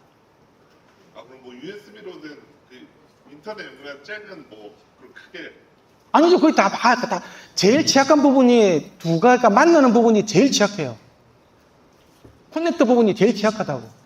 거기서 진짜 아까 이야기했지만 예를 들면 그 USB다 그러면 95이 나와야 될 건데 그 95이 잘 나오겠어요? 나오기 되게 어려워요. 그래서 웬만하면 직결하는 게 제일 좋은데 연결할 수밖에 없는 상황이 되는 거잖아요. 그러면 그 커넥터 부분에서 사단이 다 벌어질 수밖에 없어요. 내가 정확한 케이블을 95짜리 케이블을 샀다는 가정에서 이야기하는 거예요. 그리고 만약에 그 다음에 이제 신호 레벨이 중요해요. 아까 내가 저 USB 쓰잖아요. 그래서 내가 유전원 허브를 쓰라고 얘기했잖아요. 이게 실제로 나오는 게 있잖아요. 굉장히 낮아져가지고 있잖아요. 로스가 돼서 나오면 그게 보내면 이렇게 나오고 시점이 이렇게 나와줘야 될게. 그래서 내가 인력인지 딱 판단이 쉽겠는데 이렇게 나오면 이렇게 다시 뻥튀기 해가지고 있잖아요. 리피팅을 시켜가지고 내주는 게 좋다라는 거죠. 그래서 유전원 허브로 내주면 케이블이 좀 더러워도 굉장히 많이 나는 케이블을 팔아야 되는데 하지만 유전원 허브가 있으면 케이블이 좀 더러워도 괜찮습니다. 유전원 허브를 만들어 볼까 이런 생각 좀 해봤어요. 잠시. 그래서 유전원 허브를 일단 쓰시라. 뭐 저렴한 거 되게 많거든요. 뭐 어느 회사가 좋아요. 그러면 유전원 허브는 웬만큼 쓰면 좋아요. 그리고 만약 유전원 허브 쓰기 싫어. 그러면 마더보드에 있는 거 직접 빼서 이렇게 쓰시고 PC 앞에 있는 건 웬만하면 쓰지 말고. 그리고 PC에 있는 클럭은 쓰레기라고 일단 보면 돼요. PC 있는 클럭 웬만하면 쓰면 안 돼. PC 클럭은 우리 오디오라고 만든 게 아니야. 그런 것들은 굉장히 더럽다. 하지만 아까 내가 PC 클럭을 해가지고 뭔가 쓴다고 한다고 하면 어쨌든 USB는 PC에 있는 걸 쓰는 거잖아요. 그렇죠? 그러니까 비동식으로 돼가지고 이제 USB2로 돼 있는 걸로 해가지고 비동식으로 해가지고 내 클럭에서 해가지고 이런 패킷 단위를 좀 내가 정리해서 내가 이제 쓸래. 이게 더 좋은 전략이 되겠죠. 또 질문이 있지? 없어야 되는데. 어쨌든 납땜보다는 압착 방식을 더 네. 선호한다고 말씀하셨지만 사실 현장에서 납땜을 안 할 수는 없거든요. 네. 이제 말씀하신 내용을 들어보니까 납의 순도라던가 그 성분 같은 것도 되게 중요할 것 그렇죠. 같은데 그런 것들을 구매할 때 어떤 거를 참고해서 구매하면 좋을까요? 일단은 유명해서 비싼 제품을 쓰면 일단 좋을 것 같고, 아까 이야기했지만 컴피턴스가 중요하기 때문에 이제 저는 과학자잖아요. 그렇죠? 그래서 그 사이에 양이 있잖아요. 납땜을 무조건 많이 하면 컴피턴스가 커지겠죠. 간격이 좁아지는 거니까. 그런 것들을 굉장히 잘 신경 써서 해야 되는 거예요. 물론 이제 이거 자체가 이제 아니면 우리 같은 경우에는 그 안에 유전체를 넣어줘요. 이불로. 뭔가를 채워 넣어준다고. 그게 블루텍일 수도 있고 뭔가가 있어요. 이제 그런 기법도 있을 수가 있어요. 지금 공기 좀 띄워놓잖아요. 그쵸? 아무것도 없잖아. 사실 그 안에 공기가 있는 거잖아요. 그걸 뭔가를 채워 넣어줘가지고 더 좋게 갈 수 있는 방법도 제법 있어요. 그거는 이제 본인의 노하우인 거예요. 이렇게 내가 하면서 그 장비가 있어야 돼. 근데 내가 보면서 이렇게 95인지 알 수가 있나? 115인지? 이게 그게 유전체가 되는 걸 거잖아요. 그쵸? 근데 그걸 갖다 한 겹을 할지 두 겹을 할지 장비가 있어야 되는 거지. 장비가 없으면 유비라도 관우라도 있어야 돼. 있어야 돼, 장비가. 이해가있어요? 없죠? 예. 제가 그래서 있는 장비를 사세요. 알리에서 팔아. 내가 하는 게 아니라 알리에서. 겁나게 배우기 어렵습니다, 이게. 네. 제가 아까 초반에도 브라운드 루프 상황을 말씀드렸었는데 그라운드에 관심이 많군요. 맥북 전원하고 USB 선이랑 동시에 허브에다 연결을 하는 순간 그 동시에 연결된 상황에서만 그라운드 루프 같은 그런 노이즈가 나기 시작하는데 그 USB 케이블을 다른 걸로 좀 더 바꿔봤을 때 그 노이즈가 좀 주는 거를 발견했습니다. 네. 혹시 USB 케이블을 좀 USB 전원을 어디서 끌었었어요? 버스 파워를 썼어요? 아니면 외부 전원을 썼었어요? 그 장비와 그냥 장비를 연결하는 데 써가지고 아니, OMP 안 썼어요? 오인패에 연결한 게 아니고 그냥 노트북이랑 또 다른 장비를 그냥 둘이 연결하는 거예요. 그 장비가 뭐였어요? 캠퍼라고 기타 앰프 시뮬레이션. 그건 좀 그리면서 있잖아요. 따로 이야기해요. 지금 여기서 이야기할 건 아직. 아까 이 노이즈 상황이 케이스 바이 케이스로 다 다르기 때문에 그쪽에 내가 전원 코드를 뭐로 썼고 소스 쪽에서는 뭐로 썼고 연결이 어떻게 돼가지고 그라운드 연결되는지 아닌지 다 다르기 때문에 있잖아요. 그거는 또 안에 샤시 접지가 제대로 되어 있는지 샤시 접지하고 저는 그 영전이하고 어떻게 되는지 그런 것들 전반적으로 다 따져봐야 되기 때문에 여기서 단순 논리로 이다 이렇게 할 수는 없어요. 고가의 장비기도 하고 그라운드 리프트 기능이 있어서 그걸 눌러서 사용도 해봤는데 둘 다 생겨요? 예? 둘 다 문제가 생겨요. 그라운드 리프트를 올리고 온, 오프 할 때도 다 문제가 생겨요. 둘 다 문제가 생기더라고요. 그러면 장비를 바꿔야겠네요. 쌍으로긴 한데 두 가지를 비교해봤을 때 어느 하나는 좀 줄어서 좀 좋은 거를 사면은 그게 좀 더 와닿아요. 다음에 둘 다 들고 와봐봐. 예? 아까 목사님 말씀하신 거에 제가 제대로 이해했는지 모르겠는데 그 디지털 케이블 퀄리티에 따라서 그 노이즈가 틱틱한 노이즈가 나오기 전에도 그 음질 전화가 있을 수 있다. 예, 틱틱 생길 정도 같으면 굉장히 이제 빗대라 레이트가 굉장히 클 때입니다. 그렇죠. 그래서 이제 일각에서 보통 디지털 오디오 데이터는 완결하기 때문에 무결하기 때문에 음질의 전화가 없다. 그게 아니라는 거죠. 네. 그게 아니라는 거죠. 제가 이야기한 주제가. 그러니까 음질 전화, 그러니까 음질이 좋다 나타날 떠나서 사운드가 변할 수 있다라는 거를. 그렇죠. 예, 예. 그게 이제 이게 이제 더러워지면 1단계부터 10단계까지가 10단계는 완전히 끊기는 거고 틱틱하는 거고 뭔가가 이제 이미징이 뿌얘지는 거고 저음에 대한 이렇게 달력이 좀 바뀌는 거고 이런 것들이 다 있는 거예요. 그런데 이게 다 지터의 종류에 따라서 있잖아요. 전원에서 들어온 지터에 따라서는 저음 특성이 좀 어떻게 되는 게 있고 랜덤 지터가 들어올 때는 또 고해가 되는 게 좀 계열이 좀 달라요. 예, 그게 전원 노이즈에서 생기는 지터냐 아니면 험 노이즈 같은 게 들어와가지고 우웅 하면서 있잖아요. 60에 대한 체배 주파수에 대해서 만들어지는 그래서 실제로는 이 왔다리가 주기적으로 흔들리는 거냐 이게 이런 거에 따라서 느낌이 좀 많이 다릅니다. 근데 그런 것들도 예, 있습니다. 네. 네. 아니, 그 USB 데이터 케이블을 만약에 측정 장비가 없이 테스트를 해보겠다고 했을 때 없습니다. 셀 수 있는 방법은. 이걸로 사셔야 됩니다. 괜히 할 수가 없어요. 어떻게 할 건데 뭐 이렇게 침 발라보나? 루프백으로 같은 신호를 루프백을 시켜서 레코딩을 떠서 그렇게 해가지고? 도 측정이 가능해. 그거는 이제 그 원인을 볼 수가 없고 결과만 보겠죠. 근데 그 어디서 생겼는지 알 수가 없잖아. 원인을 알 수 있는 방법은 있죠. 예, 비트라 레이트가 비트를 싸가지고 저쪽에서 에러가 몇 개 생기는지 보면 되는 거니까. 그래서 많이 깨져서 뭐 어떻게 할 건데 그러면? 알아서 해야지. 아까 한 분 이제 이거 마지막으로 여기까지 하고 저기 이게 시연 디아 일정도 시연할 때 일정도 시연하는 많이 있는 거 아시죠? 꼭 좀 많이 보세요. 왜냐하면 업체들이 와서 이게 전시까지 했는데 사람 안 온다 그러면 제가 욕을 들어 먹습니다. 그래서 싹 다 나와서 우와 그러면서 보다 우르르 다시 오시면 그 이중 차폐에서 포일 실드 위에 이제 브레이드 실드를 올린다고 이제 봤었거든요. 아까 네. 여기 설명에서. 네. 근데 브레이드 실드 위에다가 포일 실드를 안 하는 이유가 있나요? 그렇게 하면 일이 굉장히 많이 꼬일걸요? 왜냐 그러면 이제 그것도 아까 이렇게 이제 작업하기가 되게 어려워요. 왜냐 그러면 이 각각의 안에 실드라고 예를 들면 뭐 이 이더넷이다 그러면 8가닥이 2개씩 꼬인 게 4가닥이 있는 거잖아요. 총 8개, 그치? 거기를 각각을 이렇게 브레이드 실드로 하면 엄청 크지겠죠, 그쵸? 그치? 바깥에다가 뭐 그렇게 해도 되는데 실제로는 이게 지금 그 이더넷 같은 경우에는 디지털 신호가 왔다 갔다 하는 거잖아요. 그렇죠? 디지털 신호는 고주파수 시그널 아니잖아요. 그렇죠? 그래서 그게 때문에 더 효과적인 게 안쪽에 있는 것도 효과적인 것들은 포일이 훨씬 더 효과적이고요. 고주파수기 때문에 아까 100메가 이상 되는 거잖아요. 그렇죠? 바깥에는 이제 전자기파가 들어오는 거 이제 그 실드 저항이 커야 되기 때문에 브레이드 실드를 바깥에 오는 게 훨씬 더 유리해요. 그러니까 바깥쪽은 브레이드 실드, 안쪽은 포일 실드로 들어가는 게 그 이론적으로 맞는 거지.